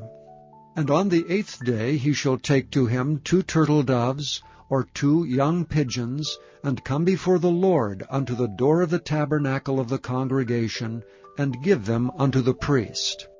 And the priest shall offer them, the one for a sin offering, and the other for a burnt offering. And the priest shall make an atonement for him before the Lord for his issue. And if any man's seed of copulation go out from him, then he shall wash all his flesh in water, and be unclean until the even. And every garment and every skin whereon is the seed of copulation shall be washed with water, and be unclean until the even. The woman also with whom man shall lie with seed of copulation, they shall both bathe themselves in water, and be unclean until the even. And if a woman have an issue, and her issue in her flesh be blood, she shall be put apart 7 days. And whosoever toucheth her shall be unclean until the even. And everything that she lieth upon in her separation shall be unclean. Everything also that she sitteth upon shall be unclean. And whosoever toucheth her bed shall wash his clothes, and bathe himself in water, and be unclean until the even. And whosoever toucheth anything that she sat upon shall wash his clothes, and bathe himself in water, and be unclean until the even. And if it be on her bed, or on anything whereon she sitteth, when he toucheth it, he shall be unclean until the even. And if any man lie with her at all, and her flowers be upon him, he shall be unclean 7 days, and all the bed whereon he lieth shall be unclean. And if a woman have an issue of her blood many days out of the time of her separation, or if it run beyond the time of her separation, all the days of the issue of her uncleanness shall be as the days of her separation, she shall be unclean. Every bed whereon she lieth all the days of her issue shall be unto her as the bed of her separation, and whatsoever she sitteth upon shall be unclean as the uncleanness of her separation. And whosoever toucheth those things shall be unclean, and shall wash his clothes, and bathe himself in water, and be unclean until the even. But if she be cleansed of her issue, then she shall number to herself 7 days, and after that she shall be clean. And on the 8th day she shall take unto her 2 turtles, or 2 young pigeons, and bring them unto the priest to the door of the tabernacle of the congregation. And the priest shall offer the one for a sin offering, and the other for a burnt offering. And the priest shall make an atonement for her before the Lord for the issue of her uncleanness. Thus shall ye separate the children of Israel from their uncleanness, that they die not in their uncleanness when they defile my tabernacle that is among them. This is the law of him that hath an issue, and of him whose seed goeth from him, and is defiled therewith, and of her that is sick of her flowers, and of him that hath an issue, of the man and of the woman, and of him that lieth with her that is unclean. Chapter 16. And the Lord spake unto Moses after the death of the 2 sons of Aaron, when they offered before the Lord and died. And the Lord said unto Moses, Speak unto Aaron thy brother, that he come not at all times into the holy place within the veil before the mercy seat, which is upon the ark, that he die not. For I will appear in the cloud upon the mercy seat. Thus shall Aaron come into the holy place, with a young bullock for a sin offering, and a ram for a burnt offering. He shall put on the holy linen coat, and he shall have the linen breeches upon his flesh, and shall be girded with a linen girdle, and with a linen mitre shall he be attired. These are holy garments, therefore shall he wash his flesh in water, and so put them on. And he shall take of the congregation of the children of Israel 2 kids of the goats for a sin offering, and 1 ram for a burnt offering. And Aaron shall offer his bullock of the sin offering, which is for himself, and make an atonement for himself and for his house. And he shall take the 2 goats, and present them before the Lord at the door of the tabernacle of the congregation. And Aaron shall cast lots upon the 2 goats, 1 lot for the Lord, and the other lot for the scapegoat. And Aaron shall bring the goat upon which the Lord's lot fell, and offer him for a sin offering. But the goat on which the lot fell to be the scapegoat shall be presented alive before the Lord, to make an atonement with him, and to let him go for a scapegoat into the wilderness. And Aaron shall bring the bullock of the sin offering, which is for himself, and shall make an atonement for himself and for his house, and shall kill the bullock of the sin offering which is for himself. And he shall take a censer full of burning coals of fire from off the altar before the Lord, and his hands full of sweet incense beaten small, and bring it within the veil. And he shall put the incense upon the fire before the Lord, that the cloud of the incense may cover the mercy seat that is upon the testimony, that he die not. And he shall take of the blood of the bullock, and sprinkle it with his finger upon the mercy seat eastward, And before the mercy seat shall he sprinkle of the blood with his finger 7 times. Then shall he kill the goat of the sin offering that is for the people, and bring his blood within the veil, and do with that blood as he did with the blood of the bullock, and sprinkle it upon the mercy seat, and before the mercy seat. And he shall make an atonement for the holy place, because of the uncleanness of the children of Israel, and because of their transgressions and all their sins, and so shall he do for the tabernacle of the congregation that remaineth among them in the midst of their uncleanness. And there shall be no man in the tabernacle of the congregation when he goeth in to make an atonement in the holy place, until he come out and have made an atonement for himself, and for his household, and for all the congregation of Israel. And he shall go out unto the altar that is before the Lord, and make an atonement for it, and shall take of the blood of the bullock and of the blood of the goat, and put it upon the horns of the altar round about. And he shall sprinkle of the blood upon it with his finger 7 times, and cleanse it, and hallow it from the uncleanness of the children of Israel. And when he hath made an end of reconciling the holy place, and the tabernacle of the congregation, and the altar, he shall bring the live goat. And Aaron shall lay both his hands upon the head of the live goat, and confess over him all the iniquities of the children of Israel, and all their transgressions and all their sins, putting them upon the head of the goat, and shall send him away by the hand of a fit man into the wilderness. And the goat shall bear upon him all their iniquities unto a land not inhabited, and he shall let go the goat in the wilderness. And Aaron shall come into the tabernacle of the congregation, and shall put off the linen garments which he put on when he went into the holy place, and shall leave them there. And he shall wash his flesh with water in the holy place, and put on his garments, and come forth, and offer his burnt offering and the burnt offering of the people, and make an atonement for himself and for the people. And the fat of the sin offering shall he burn upon the altar. And he that let go the goat for the scapegoat shall wash his clothes, and bathe his flesh in water, and afterward come into the camp. And the bullock for the sin offering, and the goat for the sin offering whose blood was brought in to make atonement for the holy place, shall one carry forth without the camp, and they shall burn in the fire their skins and their flesh and their dung.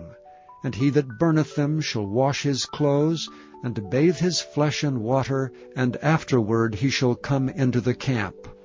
And this shall be a statute forever unto you, that in the 7th month, on the 10th day of the month, ye shall afflict your souls, and do no work at all, whether it be one of your own country or a stranger that sojourneth among you. For on that day shall the priest make an atonement for you, to cleanse you, that ye may be clean from all your sins before the Lord. It shall be a Sabbath of rest unto you, and ye shall afflict your souls by a statute forever. And the priest, whom he shall anoint, and whom he shall consecrate to minister in the priest's office in his father's stead, shall make the atonement, and shall put on linen clothes, even the holy garments. And he shall make an atonement for the holy sanctuary, and he shall make an atonement for the tabernacle of the congregation, and for the altar, and he shall make an atonement for the priests, and for all the people of the congregation. And this shall be an everlasting statute unto you, to make an atonement for the children of Israel in all their sins once a year. And he did as the Lord commanded Moses. Chapter 17. And the Lord spake unto Moses, saying, Speak unto Aaron, and unto his sons, and unto all the children of Israel, and say unto them, This is the thing which the Lord hath commanded, saying, What man soever there be of the house of Israel that killeth an ox, or lamb, or goat in the camp, or that killeth it out of the camp, and bringeth it not unto the door of the tabernacle of the congregation, to offer an offering unto the Lord before the tabernacle of the Lord, blood shall be imputed unto that man. He hath shed blood, and that man shall be cut off from among his people. To the end that the children of Israel may bring their sacrifices which they offer in the open field, even that they may bring them unto the Lord, unto the door of the tabernacle of the congregation, unto the priest, and offer them for peace offerings unto the Lord. And the priest shall sprinkle the blood upon the altar of the Lord at the door of the tabernacle of the congregation, and burn the fat for a sweet savor unto the Lord. And they shall no more offer their sacrifices unto devils, after whom they have gone a-whoring. This shall be a statute forever unto them, throughout their generations. And thou shalt say unto them, Whatsoever man there be of the house of Israel, or of the strangers which sojourn among you, that offereth a burnt offering or sacrifice, and bringeth it not unto the door of the tabernacle of the congregation to offer it unto the Lord, even that man shall be cut off from among his people. And whatsoever man there be of the house of Israel, or of the strangers that sojourn among you, that eateth any manner of blood, I will even set my face against that soul that eateth blood, and will cut him off from among his people. For the life of the flesh is in the blood, and I have given it to you upon the altar, to make an atonement for your souls, for it is the blood that maketh an atonement for the soul. Therefore I said unto the children of Israel, No soul of you shall eat blood, neither shall any stranger that sojourneth among you eat blood. And whatsoever man there be of the children of Israel, or of the strangers that sojourn among you, which hunteth and catcheth any beast or fowl that may be eaten, he shall even pour out the blood thereof, and cover it with dust. For it is the life of all flesh, the blood of it is for the life thereof. Therefore I said unto the children of Israel, Ye shall eat the blood of no manner of flesh, for the life of all flesh is the blood thereof. Whosoever eateth it shall be cut off. And every soul that eateth that which died of itself, or that which was torn with beasts, whether it be one of your own country or a stranger, he shall both wash his clothes, and bathe himself in water, and be unclean until the even. Then shall he be clean. But if he wash them not, nor bathe his flesh, then he shall bear his iniquity. Chapter 18. And the Lord spake unto Moses, saying, Speak unto the children of Israel, and say unto them, I am the Lord your God. After the doings of the land of Egypt, wherein ye dwelt, shall ye not do. And after the doings of the land of Canaan, whither I bring you, shall ye not do. Neither shall ye walk in their ordinances. Ye shall do my judgments, and keep mine ordinances to walk therein. I am the Lord your God. Ye shall therefore keep my statutes and my judgments, which if a man do, he shall live in them. I am the Lord. None of you shall approach to any that is near of kin to him, to uncover their nakedness. I am the Lord. The nakedness of thy father, or the nakedness of thy mother, shalt thou not uncover. She is thy mother, thou shalt not uncover her nakedness. The nakedness of thy father's wife shalt thou not uncover, it is thy father's nakedness.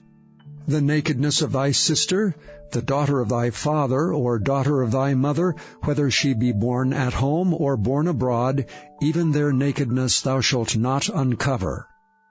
The nakedness of thy son's daughter, or of thy daughter's daughter, even their nakedness thou shalt not uncover, for theirs is thine own nakedness.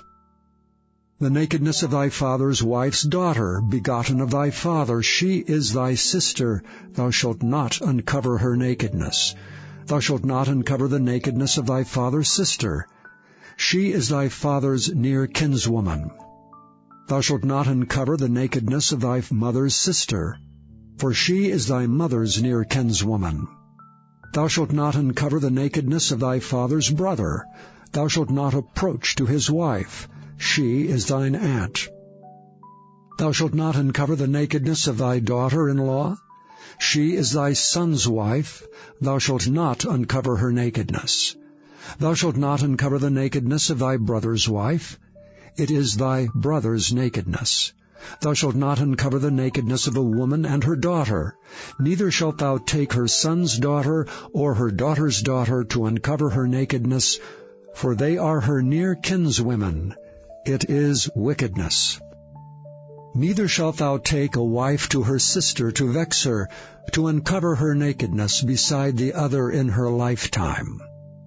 Also thou shalt not approach unto a woman to uncover her nakedness, as long as she is put apart for her uncleanness. Moreover, thou shalt not lie carnally with thy neighbor's wife, to defile thyself with her. And thou shalt not let any of thy seed pass through the fire to Molech, neither shalt thou profane the name of thy God. I am the Lord. Thou shalt not lie with mankind, as with womankind. It is abomination. Neither shalt thou lie with any beast to defile thyself therewith. Neither shall any woman stand before a beast to lie down thereto. It is confusion. Defile not ye yourselves in any of these things, for in all these the nations are defiled which I cast out before you, and the land is defiled. Therefore I do visit the iniquity thereof upon it, and the land itself vomiteth out her inhabitants. Ye shall therefore keep my statutes and my judgments, and shall not commit any of these abominations, neither any of your own nation, nor any stranger that sojourneth among you. For all these abominations have the men of the land done, which were before you, and the land is defiled. That the land spew not you out also when ye defile it, as it spewed out the nations that were before you. For whosoever shall commit any of these abominations, even the souls that commit them shall be cut off from among their people. Therefore shall ye keep mine ordinance, that ye commit not any one of these abominable customs which were committed before you, and that ye defile not yourselves therein. I am the Lord your God. Chapter 19. And the Lord spake unto Moses, saying, Speak unto all the congregation of the children of Israel, and say unto them, Ye shall be holy, for I, the Lord your God, am holy. Ye shall fear every man his mother and his father, and keep my Sabbaths. I am the Lord your God. Turn ye not unto idols, nor make to yourselves molten gods. I am the Lord your God. And if ye offer a sacrifice of peace offerings unto the Lord, ye shall offer it at your own will. It shall be eaten the same day ye offer it, and on the morrow, if aught remain until the third day, it shall be burnt in the fire. And if it be eaten at all on the third day, it is abominable. It shall not be accepted. Therefore every one that eateth it shall bear his iniquity, because he hath profaned the hallowed thing of the Lord, and that soul shall be cut off from among his people. And when ye reap the harvest of your land, thou shalt not wholly reap the corners of thy field, neither shalt thou gather the gleanings of thy harvest. And thou shalt not glean thy vineyard, neither shalt thou gather every grape of thy vineyard. Thou shalt leave them for the poor and stranger. I am the Lord your God. Ye shall not steal, neither deal falsely, neither lie one to another. And ye shall not swear by my name falsely, neither shalt thou profane the name of thy God. I am the Lord. Thou shalt not defraud thy neighbor, neither rob him. The wages of him that is hired shall not abide with thee all night until the morning. Thou shalt not curse the deaf, nor put a stumbling block before the blind, but shalt fear the Lord thy God. I am the Lord. Ye shall do no unrighteousness in judgment. Thou shalt not respect the person of the poor, nor honor the person of the mighty, but in righteousness shalt thou judge thy neighbor. Thou shalt not go up and down as a talebearer among thy people, neither shalt thou stand against the blood of thy neighbor. I am the Lord. Thou shalt not hate thy brother in thine heart. Thou shalt in any wise rebuke thy neighbor, and not suffer sin upon him. Thou shalt not avenge nor bear any grudge against the children of thy people, but thou shalt love thy neighbor as thyself. I am the Lord. Ye shall keep my statutes. Thou shalt not let thy cattle gender with a diverse kind. Thou shalt not sow thy field with mingled seed, neither shall a garment mingled of linen and woolen come upon thee. And whosoever lieth carnally with a woman, that is a bondmaid betrothed to an husband, and not at all redeemed, nor freedom given her, she shall be scourged. They shall not be put to death, because she was not free. And he shall bring his trespass offering unto the Lord, unto the door of the tabernacle of the congregation, even a ram for a trespass offering. And the priest shall make an atonement for him with the ram of the trespass offering before the Lord for his sin which he hath done, and the sin which he hath done shall be forgiven him.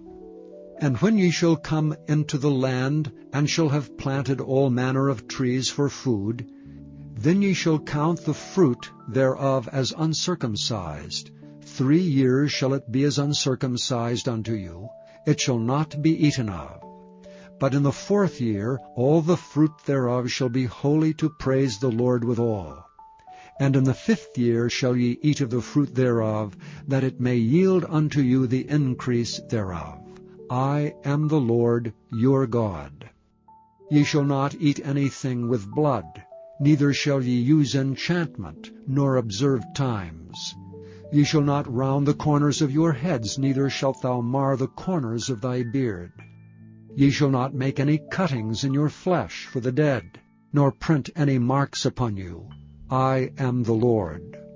Do not prostitute thy daughter to cause her to be a whore, lest the land fall to whoredom, and the land become full of wickedness. Ye shall keep my Sabbaths, and reverence my sanctuary. I am the Lord. Regard not them that have familiar spirits, neither seek after wizards to be defiled by them. I am the Lord your God. Thou shalt rise up before the hoary head, and honor the face of the old man, and fear thy God. I am the Lord. And if a stranger sojourn with thee in your land, ye shall not vex him. But the stranger that dwelleth with you shall be unto you as one born among you, and thou shalt love him as thyself. For ye were strangers in the land of Egypt. I am the Lord your God. Ye shall do no unrighteousness in judgment, in meter yard, in weight, or in measure. Just balances, just weights, a just ephah, and a just hin shall ye have. I am the Lord your God, which brought you out of the land of Egypt. Therefore shall ye observe all my statutes and all my judgments, and do them. I am the Lord. Chapter 20.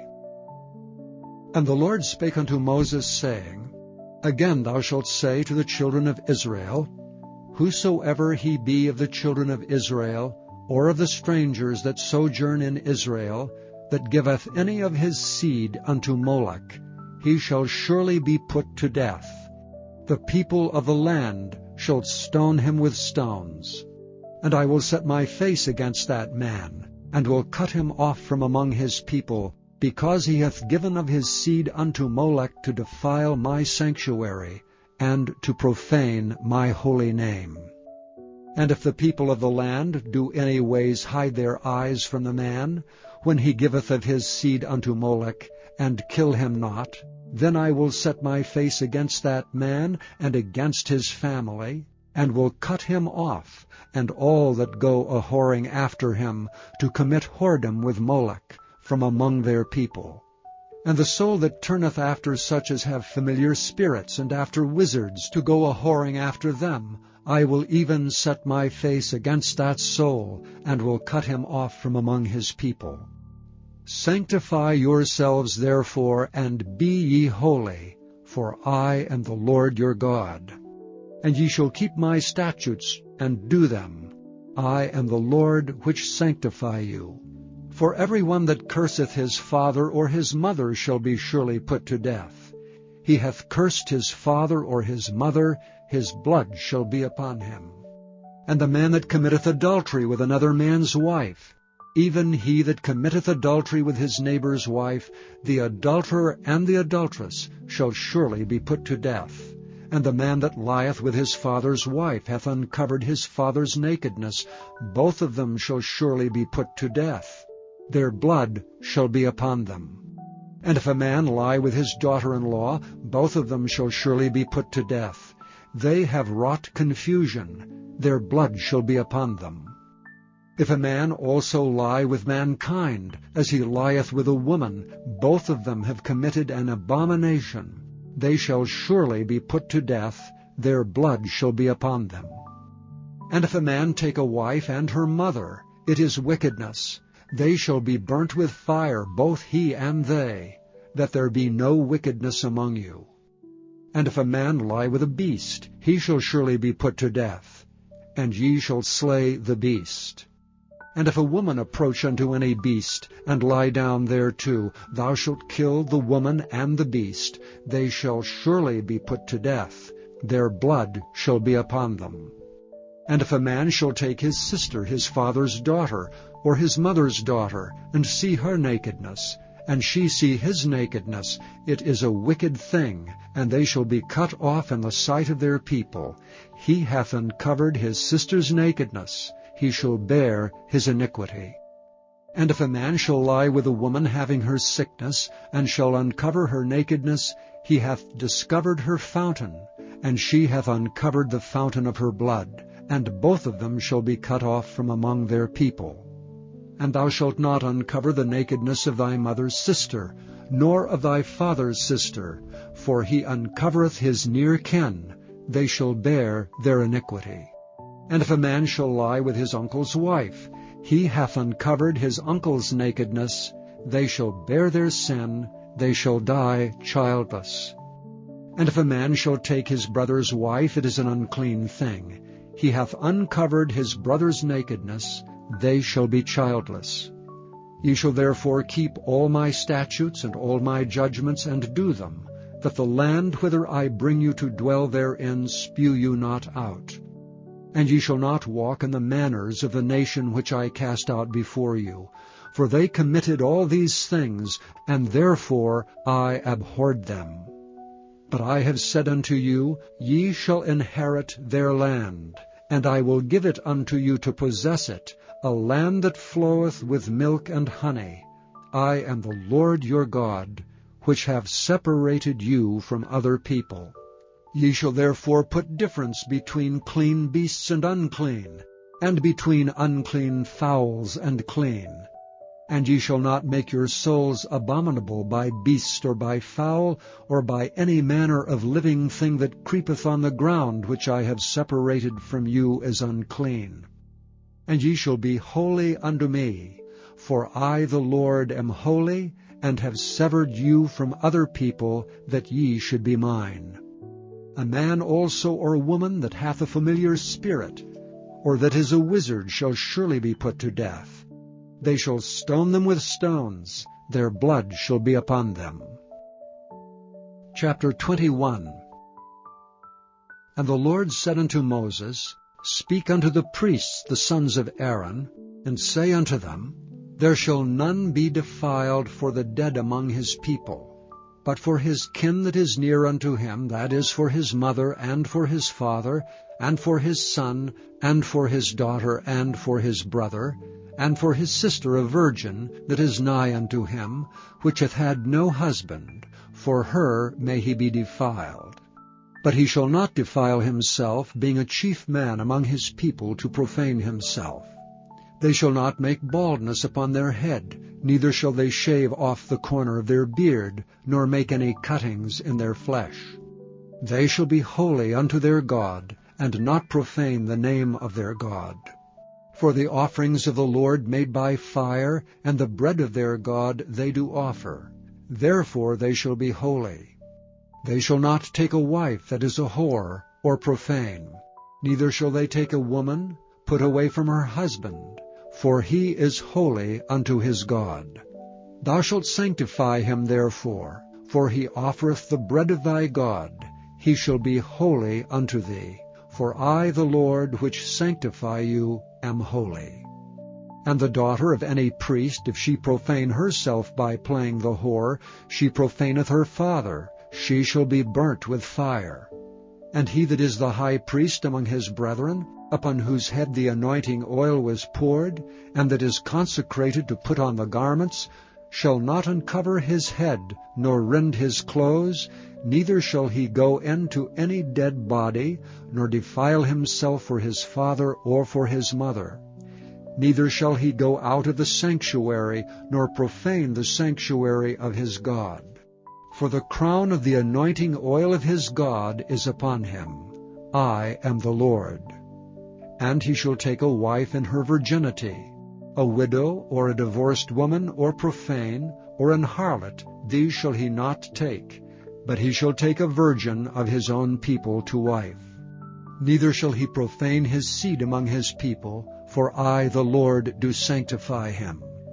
And the Lord spake unto Moses, saying, Speak unto Aaron, saying, Whosoever he be of thy seed in their generation, that hath any blemish, let him not approach to offer the bread of his God.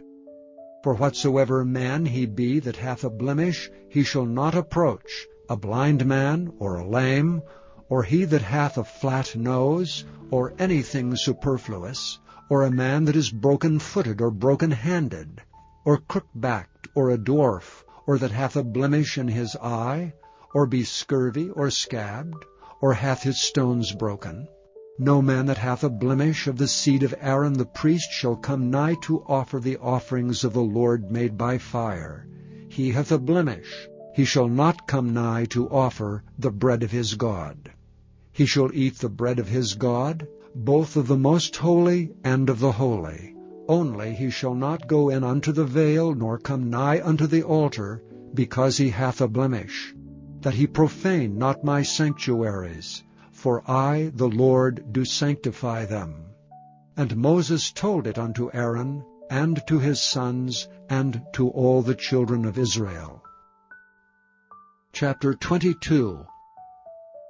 And the Lord spake unto Moses, saying, Speak unto Aaron and to his sons, that they separate themselves from the holy things of the children of Israel, and that they profane not my holy name in those things which they hallow unto me. I am the Lord.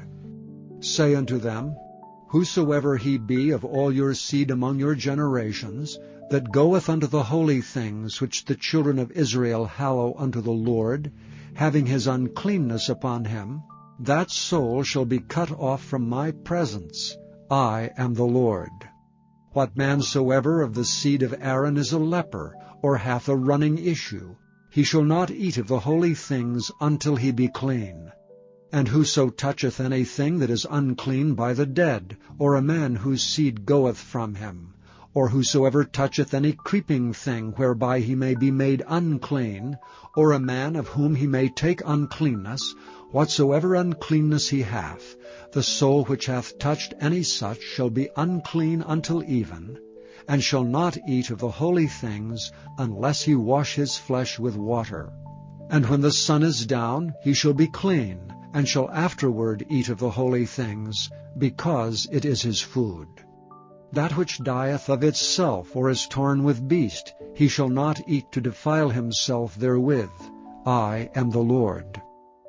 They shall therefore keep mine ordinance, lest they bear sin for it, and die therefore if they profane it. I, the Lord, do sanctify them. There shall no stranger eat of the holy thing. A sojourner of the priest, or an hired servant, shall not eat of the holy thing. But if the priest buy any soul with his money, he shall eat of it. And he that is born in his house, they shall eat of his meat. If the priest's daughter also be married unto a stranger, she may not eat of an offering of the holy things. But if the priest's daughter be a widow, or divorced, and have no child, and is returned unto her father's house as in her youth, she shall eat of her father's meat. But there shall no stranger eat thereof. And if a man eat of the holy thing unwittingly, then he shall put the 5th part thereof unto it, and shall give it unto the priest with the holy thing. And they shall not profane the holy things of the children of Israel, which they offer unto the Lord, or suffer them to bear the iniquity of trespass when they eat their holy things. For I, the Lord, do sanctify them. And the Lord spake unto Moses, saying, Speak unto Aaron, and to his sons, and to all the children of Israel, and say unto them, Whatsoever he be of the house of Israel, or of the strangers in Israel, that will offer his oblation for all his vows, and for all his freewill offerings, which they will offer unto the Lord for a burnt offering, ye shall offer at your own will a male without blemish of the beeves, of the sheep, or of the goats. But whatsoever hath a blemish, that shall ye not offer, for it shall not be acceptable for you. And whosoever offereth a sacrifice of peace offerings unto the Lord, to accomplish his vow, or a freewill offering in beeves or sheep, it shall be perfect to be accepted. There shall be no blemish therein. Blind, or broken, or maimed, or having a wen, or scurvy, or scabbed, ye shall not offer these unto the Lord, nor make an offering by fire of them upon the altar unto the Lord. Either a bullock or a lamb that hath anything superfluous or lacking in his parts, that mayest thou offer for a freewill offering, but for a vow it shall not be accepted. Ye shall not offer unto the Lord that which is bruised, or crushed, or broken, or cut. Neither shall ye make any offering thereof in your land. Neither from a stranger's hand shall ye offer the bread of your God of any of these, because their corruption is in them, and blemishes be in them. They shall not be accepted for you.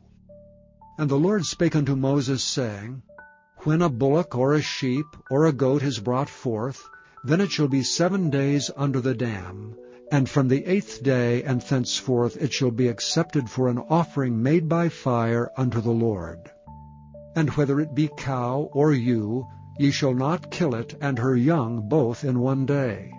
And when ye will offer a sacrifice of thanksgiving unto the Lord, offer it at your own will. On the same day it shall be eaten up, ye shall leave none of it until the morrow. I am the Lord. Therefore shall ye keep my commandments and do them. I am the Lord. Neither shall ye profane my holy name, but I will be hallowed among the children of Israel. I am the Lord which hallow you, that brought you out of the land of Egypt to be your God. I am the Lord. Chapter 23. And the Lord spake unto Moses, saying, Speak unto the children of Israel, and say unto them, Concerning the feasts of the Lord, which ye shall proclaim to be holy convocations, even these are my feasts. 6 days shall work be done, but the 7th day is the Sabbath of rest, and holy convocation.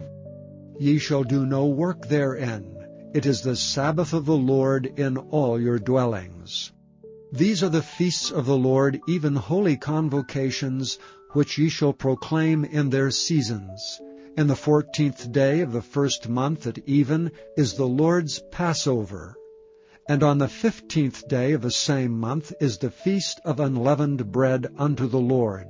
7 days ye must eat unleavened bread. In the 1st day ye shall have an holy convocation. Ye shall do no servile work therein. But ye shall offer an offering made by fire unto the Lord 7 days. In the 7th day is an holy convocation. Ye shall do no servile work therein. And the Lord spake unto Moses, saying, Speak unto the children of Israel, and say unto them, When ye be come into the land which I give unto you, and shall reap the harvest thereof, then ye shall bring a sheaf of the first fruits of your harvest unto the priest. And he shall wave the sheaf before the Lord, to be accepted for you. On the morrow after the Sabbath the priest shall wave it. And ye shall offer that day, when ye wave the sheaf, an he lamb without blemish of the first year for a burnt offering unto the Lord. And the meat offering thereof shall be 2/10 deals of fine flour mingled with oil, and offering made by fire unto the Lord for a sweet savour. And the drink offering thereof shall be of wine, the 4th part of an hin. And ye shall eat neither bread nor parched corn, nor green ears, until the selfsame day that ye have brought an offering unto your God. It shall be a statute forever throughout your generations in all your dwellings. And ye shall count unto you from the morrow after the Sabbath, from the day that ye brought the sheaf of the wave offering, 7 Sabbaths shall be complete. Even unto the morrow after the 7th Sabbath shall ye number 50 days, and ye shall offer a new meat offering unto the Lord. Ye shall bring out of your habitations 2 wave loaves of 2/10 deals. They shall be of fine flour. They shall be baken with leaven. They are the firstfruits unto the Lord. And ye shall offer with the bread 7 lambs without blemish of the first year, and 1 young bullock, and 2 rams. They shall be for a burnt offering unto the Lord, with their meat offering and their drink offerings, even an offering made by fire of sweet savour unto the Lord. Then ye shall sacrifice 1 kid of the goats for a sin offering, and 2 lambs of the first year for a sacrifice of peace offerings. And the priest shall wave them with the bread of the first fruits for a wave offering before the Lord, with the 2 lambs. They shall be holy to the Lord for the priest. And ye shall proclaim on the selfsame day, that it may be an holy convocation unto you. Ye shall do no servile work therein. It shall be a statute forever in all your dwellings throughout your generations. And when ye reap the harvest of your land, thou shalt not make clean riddance of the corners of thy field when thou reapest, neither shalt thou gather any gleaning of thy harvest. Thou shalt leave them unto the poor and to the stranger. I am the Lord your God. And the Lord spake unto Moses, saying, Speak unto the children of Israel, saying, In the 7th month, in the 1st day of the month, shall ye have a Sabbath, a memorial of blowing of trumpets, and holy convocation. Ye shall do no servile work therein, but ye shall offer an offering made by fire unto the Lord. And the Lord spake unto Moses, saying, Also on the 10th day of this 7th month there shall be a day of atonement. It shall be an holy convocation unto you, and ye shall afflict your souls, and offer an offering made by fire unto the Lord. And ye shall do no work in that same day, for it is a day of atonement, to make an atonement for you before the Lord your God. For whatsoever soul it be that shall not be afflicted in that same day, he shall be cut off from among his people. And whatsoever soul it be that doeth any work in that same day, the same soul will I destroy from among his people. Ye shall do no manner of work. It shall be a statute forever throughout your generations in all your dwellings. It shall be unto you a Sabbath of rest, and ye shall afflict your souls. In the 9th day of the month at even, from even unto even, shall ye celebrate your Sabbath. And the Lord spake unto Moses, saying, Speak unto the children of Israel, saying, The 15th day of this 7th month shall be the Feast of Tabernacles for 7 days unto the Lord. On the 1st day shall be an holy convocation. Ye shall do no servile work therein. 7 days ye shall offer an offering made by fire unto the Lord. On the 8th day shall be an holy convocation unto you. And ye shall offer an offering made by fire unto the Lord. It is a solemn assembly, and ye shall do no servile work therein. These are the feasts of the Lord, which ye shall proclaim to be holy convocations, to offer an offering made by fire unto the Lord, a burnt offering and a meat offering, a sacrifice and drink offerings, everything upon his day, beside the Sabbaths of the Lord, and beside your gifts, and beside all your vows, and beside all your freewill offerings, which ye give unto the Lord. Also in the 15th day of the 7th month, when ye have gathered in the fruit of the land, ye shall keep a feast unto the Lord 7 days. On the 1st day shall be a Sabbath, and on the 8th day shall be a Sabbath. And ye shall take you on the 1st day the boughs of goodly trees, branches of palm trees, and the boughs of thick trees, and willows of the brook, and ye shall rejoice before the Lord your God 7 days. And ye shall keep it a feast unto the Lord 7 days in the year. It shall be a statute forever in your generations. Ye shall celebrate it in the 7th month. Ye shall dwell in booths 7 days.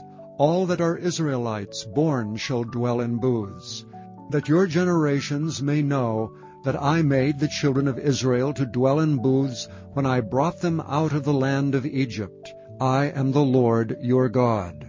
And Moses declared unto the children of Israel the feasts of the Lord. Chapter 24. And the Lord spake unto Moses, saying, Command the children of Israel that they bring unto thee pure oil olive beaten for the light, to cause the lamps to burn continually. Without the veil of the testimony, in the tabernacle of the congregation, shall Aaron order it from the evening unto the morning before the Lord continually. It shall be a statute forever in your generations. He shall order the lamps upon the pure candlestick before the Lord continually. And thou shalt take fine flour, and bake 12 cakes thereof. 2/10 deals shall be in 1 cake. And thou shalt set them in 2 rows, 6 on a row, upon the pure table before the Lord. And thou shalt put pure frankincense upon each row, that it may be on the bread for a memorial, even an offering made by fire unto the Lord. Every Sabbath he shall set it in order before the Lord continually, being taken from the children of Israel by an everlasting covenant. And it shall be Aaron's and his sons, and they shall eat it in the holy place. For it is most holy unto him of the offerings of the Lord made by fire by a perpetual statute. And the son of an Israelitish woman, whose father was an Egyptian, went out among the children of Israel, and this son of the Israelitish woman and a man of Israel strove together in the camp. And the Israelitish woman's son blasphemed the name of the Lord and cursed. And they brought him unto Moses, and his mother's name was Shelomith, the daughter of Dibri, of the tribe of Dan. And they put him in ward, that the mind of the Lord might be showed them. And the Lord spake unto Moses, saying, Bring forth him that hath cursed without the camp, and let all that heard him lay their hands upon his head, and let all the congregation stone him. And thou shalt speak unto the children of Israel, saying, Whosoever curseth his God shall bear his sin. And he that blasphemeth the name of the Lord, he shall surely be put to death, and all the congregation shall certainly stone him, as well the stranger as he that is born in the land, when he blasphemeth the name of the Lord, shall be put to death. And he that killeth any man shall surely be put to death. And he that killeth a beast shall make it good, beast for beast. And if a man cause a blemish in his neighbor, as he hath done, so shall it be done to him. Breach for breach, eye for eye, tooth for tooth. As he hath caused a blemish in a man, so shall it be done to him again. And he that killeth a beast, he shall restore it. And he that killeth a man, he shall be put to death. Ye shall have one manner of law, as well for the stranger as for one of your own country, for I am the Lord your God. And Moses spake to the children of Israel that they should bring forth him that had cursed out of the camp, and stone him with stones. And the children of Israel did as the Lord commanded Moses. Chapter 25. And the Lord spake unto Moses in Mount Sinai, saying, Speak unto the children of Israel, and say unto them, When ye come into the land which I give you, then shall the land keep a Sabbath unto the Lord. 6 years thou shalt sow thy fields, and 6 years thou shalt prune thy vineyard, and gather in the fruit thereof. But in the 7th year shall be a Sabbath of rest unto the land, a Sabbath for the Lord. Thou shalt neither sow thy field, nor prune thy vineyard. That which groweth of its own accord by thy harvest thou shalt not reap, neither gather the grapes of thy vine undressed, for it is a year of rest unto the land. And the Sabbath of the land shall be meat for you, for thee, and for thy servant, and for thy maid, and for thy hired servant, and for thy stranger that sojourneth with thee, and for thy cattle, and for the beasts that are in thy land, shall all the increase thereof be meat. And thou shalt number 7 Sabbaths of years unto thee, 7 times 7 years. And the space of the 7 Sabbaths of years shall be unto thee 49 years. Then shalt thou cause the trumpet of the Jubilee to sound on the 10th day of the 7th month. In the day of atonement shall ye make the trumpet sound throughout all your land. And ye shall hallow the 50th year, and proclaim liberty throughout all the land unto all the inhabitants thereof. It shall be a jubilee unto you, and ye shall return every man unto his possession, and ye shall return every man unto his family. A jubilee shall that 50th year be unto you. Ye shall not sow, neither reap that which groweth of itself in it, nor gather the grapes in it of thy vine undressed. For it is the Jubilee, it shall be holy unto you. Ye shall eat the increase thereof out of the field. In the year of this Jubilee ye shall return every man unto his possession. And if thou sell aught unto thy neighbor, or buyest aught of thy neighbor's hand, ye shall not oppress one another. According to the number of years after the Jubilee, thou shalt buy of thy neighbor, and according unto the number of years of the fruits he shall sell unto thee.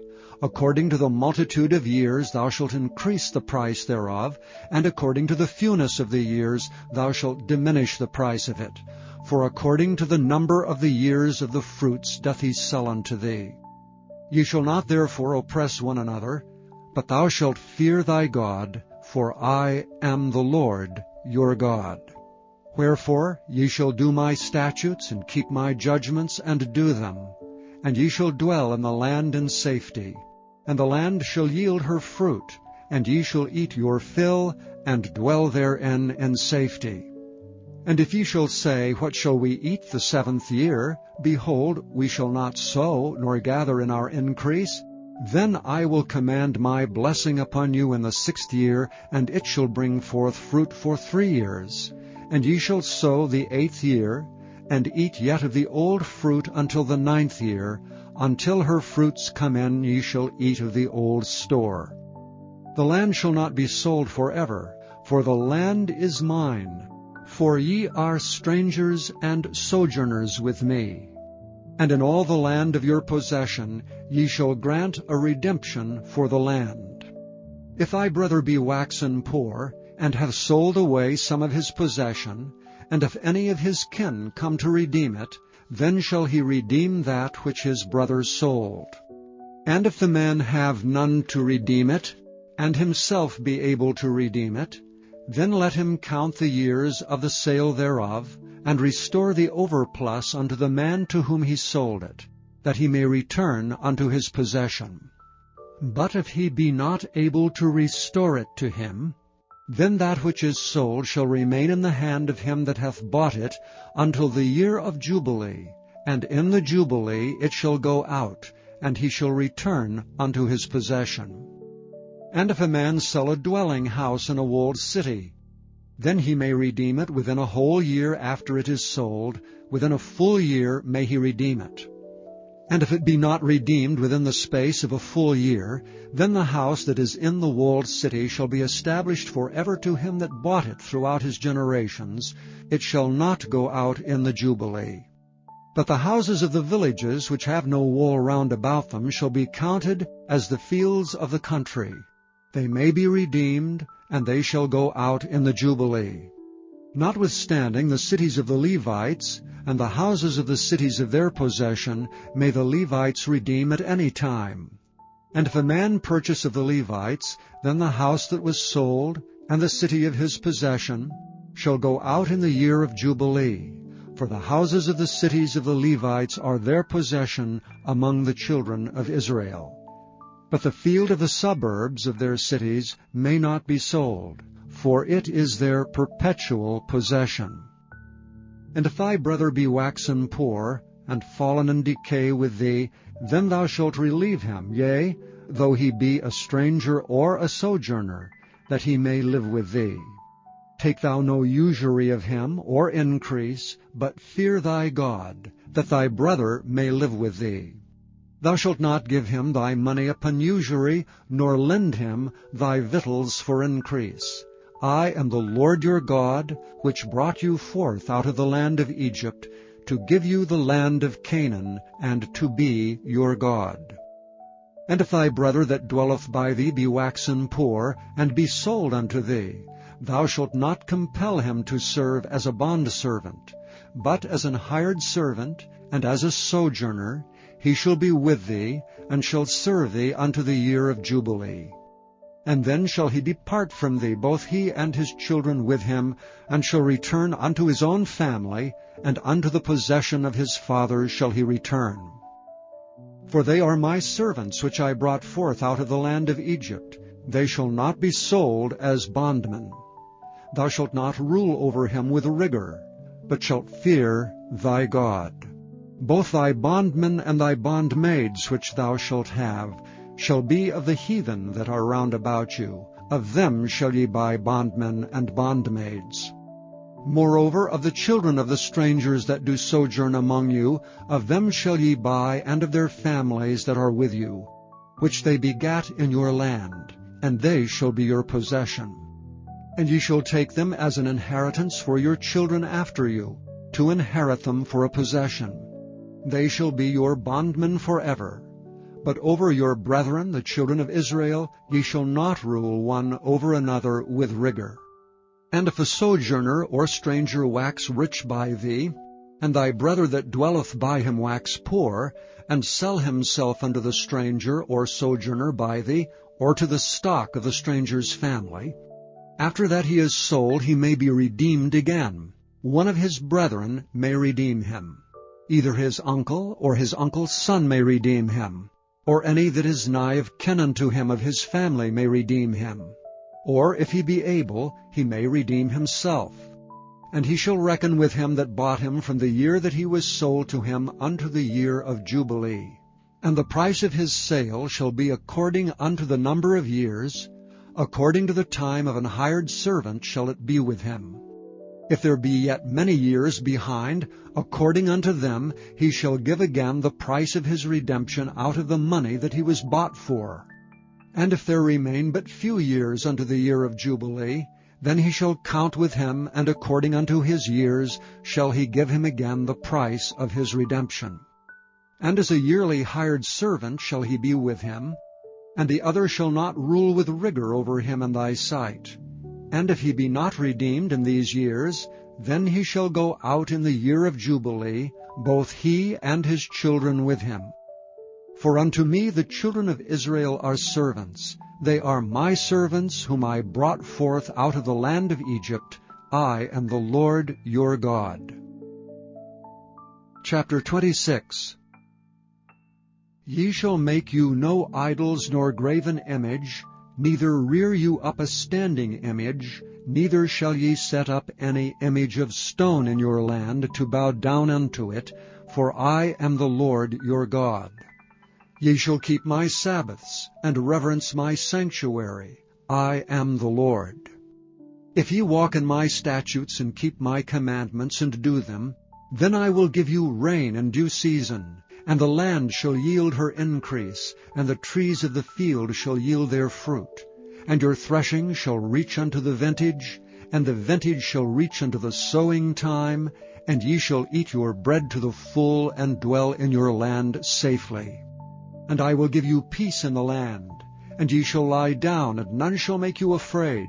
And I will rid evil beasts out of the land, neither shall the sword go through your land. And ye shall chase your enemies, and they shall fall before you by the sword. And 5 of you shall chase 100, and 100 of you shall put 10,000 to flight, and your enemies shall fall before you by the sword. For I will have respect unto you, and make you fruitful, and multiply you, and establish my covenant with you. And ye shall eat old store, and bring forth the old because of the new. And I will set my tabernacle among you, and my soul shall not abhor you. And I will walk among you, and will be your God, and ye shall be my people. I am the Lord your God, which brought you forth out of the land of Egypt, that ye should not be their bondmen. And I have broken the bands of your yoke, and made you go upright. But if ye will not hearken unto me, and will not do all these commandments, and if ye shall despise my statutes, or if your soul abhor my judgments, so that ye will not do all my commandments, but that ye break my covenant, I also will do this unto you. I will even appoint over you terror, consumption, and the burning ague, that shall consume the eyes and cause sorrow of heart. And ye shall sow your seed in vain, for your enemies shall eat it. And I will set my face against you, and ye shall be slain before your enemies. They that hate you shall reign over you, and ye shall flee when none pursueth you. And if ye will not yet for all this hearken unto me, then I will punish you 7 times more for your sins. And I will break the pride of your power, and I will make your heaven as iron, and your earth as brass, and your strength shall be spent in vain. For your land shall not yield her increase, neither shall the trees of the land yield their fruits. And if ye walk contrary unto me, and will not hearken unto me, I will bring 7 times more plagues upon you according to your sins. I will also send wild beasts among you, which shall rob you of your children, and destroy your cattle, and to make you few in number. And your highways shall be desolate. And if ye will not be reformed by me by these things, but will walk contrary unto me, then will I also walk contrary unto you, and will punish you yet 7 times for your sins.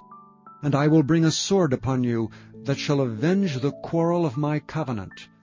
And when ye are gathered together within your cities, I will send the pestilence among you, and ye shall be delivered into the hand of the enemy.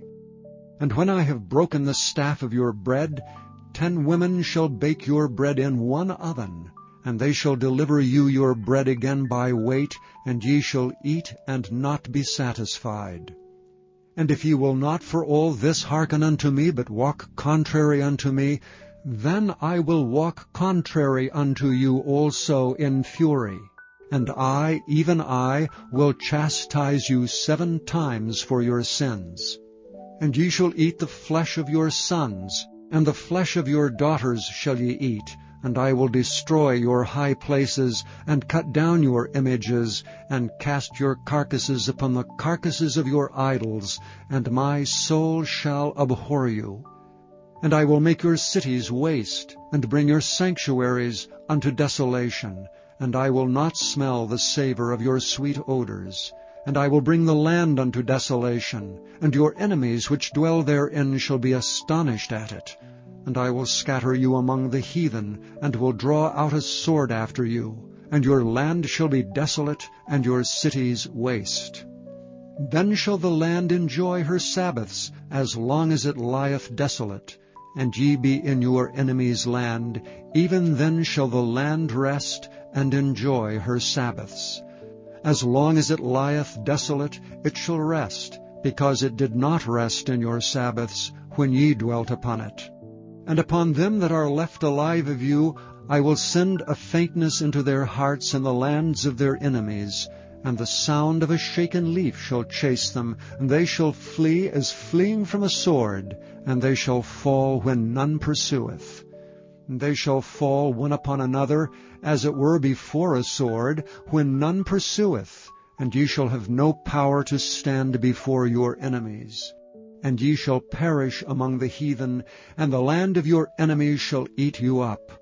And they that are left of you shall pine away in their iniquity in your enemies' lands, and also in the iniquities of their fathers shall they pine away with them. If they shall confess their iniquity, and the iniquity of their fathers, with their trespass which they trespassed against me, and that also they have walked contrary unto me, and that I also have walked contrary unto them, and have brought them into the land of their enemies, if then their uncircumcised hearts be humbled, and they then accept of the punishment of their iniquity, then will I remember my covenant with Jacob, and also my covenant with Isaac, and also my covenant with Abraham will I remember, and I will remember the land. The land also shall be left of them, and shall enjoy her Sabbaths while she lieth desolate without them. And they shall accept of their punishment of their iniquity, because they despised my judgments, and because their soul abhorred my statutes. And yet for all that, when they be in the land of their enemies, I will not cast them away, neither will I abhor them, to destroy them utterly, and to break my covenant with them. For I am the Lord their God. But I will for their sakes remember the covenant of their ancestors, whom I brought forth out of the land of Egypt in the sight of the heathen, that I might be their God. I am the Lord. These are the statutes and judgments and laws, which the Lord made between him and the children of Israel in Mount Sinai by the hand of Moses. Chapter 27. And the Lord spake unto Moses, saying, Speak unto the children of Israel, and say unto them, When a man shall make a singular vow, the person shall be for the Lord by thy estimation. And thy estimation shall be of the male from 20 years old, even unto 60 years old. Even thy estimation shall be 50 shekels of silver, after the shekel of the sanctuary. And if it be a female, then thy estimation shall be 30 shekels. And if it be from 5 years old, even unto 20 years old, then thy estimation shall be of the male 20 shekels, and for the female 10 shekels. And if it be from a month old, even unto 5 years old, then thy estimation shall be of the male 5 shekels of silver, and for the female thy estimation shall be 3 shekels of silver. And if it be from 60 years old and above, if it be a male, then thy estimation shall be 15 shekels, and for the female 10 shekels. And if he be poorer than thy estimation, then he shall present himself before the priest, and the priest shall value him. According to his ability that vowed shall the priest value him. And if it be a beast whereof man bring an offering unto the Lord, all that any man giveth of such unto the Lord shall be holy. He shall not alter it, nor change it, a good for a bad, or a bad for a good. And if he shall at all change beast for beast, then it and the exchange thereof shall be holy. And if it be any unclean beast, of which they do not offer a sacrifice unto the Lord, then he shall present the beast before the priest, and the priest shall value it, whether it be good or bad. As thou valuest it who art the priest, so shall it be. But if he will at all redeem it, then he shall add a 5th part thereof unto thy estimation. And when a man shall sanctify his house to be holy unto the Lord, then the priest shall estimate it, whether it be good or bad. As the priest shall estimate it, so shall it stand. And if he that sanctified it will redeem his house, then he shall add the 5th part of the money of thy estimation unto it, and it shall be his. And if a man shall sanctify unto the Lord some part of a field of his possession, then thy estimation shall be according to the seed thereof. An homer of barley seed shall be valued at 50 shekels of silver. If he sanctify his field from the year of Jubilee, according to thy estimation it shall stand. But if he sanctify his field after the Jubilee, then the priest shall reckon unto him the money according to the years that remain, even unto the year of the Jubilee, and it shall be abated from thy estimation. And if he that sanctified the field will in any wise redeem it, then he shall add the 5th part of the money of thy estimation unto it, and it shall be assured to him. And if he will not redeem the field, or if he have sold the field to another man, it shall not be redeemed any more. But the field, when it goeth out in the Jubilee, shall be holy unto the Lord, as a field devoted. The possession thereof shall be the priest's. And if a man sanctify unto the Lord a field which he hath bought, which is not of the fields of his possession, then the priest shall reckon unto him the worth of thy estimation, even unto the year of the Jubilee. And he shall give thine estimation in that day as a holy thing unto the Lord. And in the year of the Jubilee the field shall return unto him of whom it was bought, even to him to whom the possession of the land did belong. And all thy estimation shall be according to the shekel of the sanctuary, 20 gerahs shall be the shekel. Only the firstling of the beasts which should be the Lord's firstling, no man shall sanctify it, whether it be ox or sheep, it is the Lord's. And if it be of an unclean beast, then he shall redeem it according to thine estimation, and add a 5th part of it thereto, or if it be not redeemed, then it shall be sold according to thy estimation. Notwithstanding, no devoted thing that a man shall devote unto the Lord of all that he hath, both of man and beast, and of the field of his possession, shall be sold or redeemed. Every devoted thing is most holy unto the Lord. None devoted which shall be devoted of men shall be redeemed, but shall surely be put to death. And all the tithe of the land, whether of the seed of the land or of the fruit of the tree, is the Lord's. It is holy unto the Lord. And if a man will at all redeem aught of his tithes, he shall add thereto the 5th part thereof. And concerning the tithe of the herd, or of the flock, even of whatsoever passeth under the rod, the 10th shall be holy unto the Lord. He shall not search whether it be good or bad, neither shall he change it.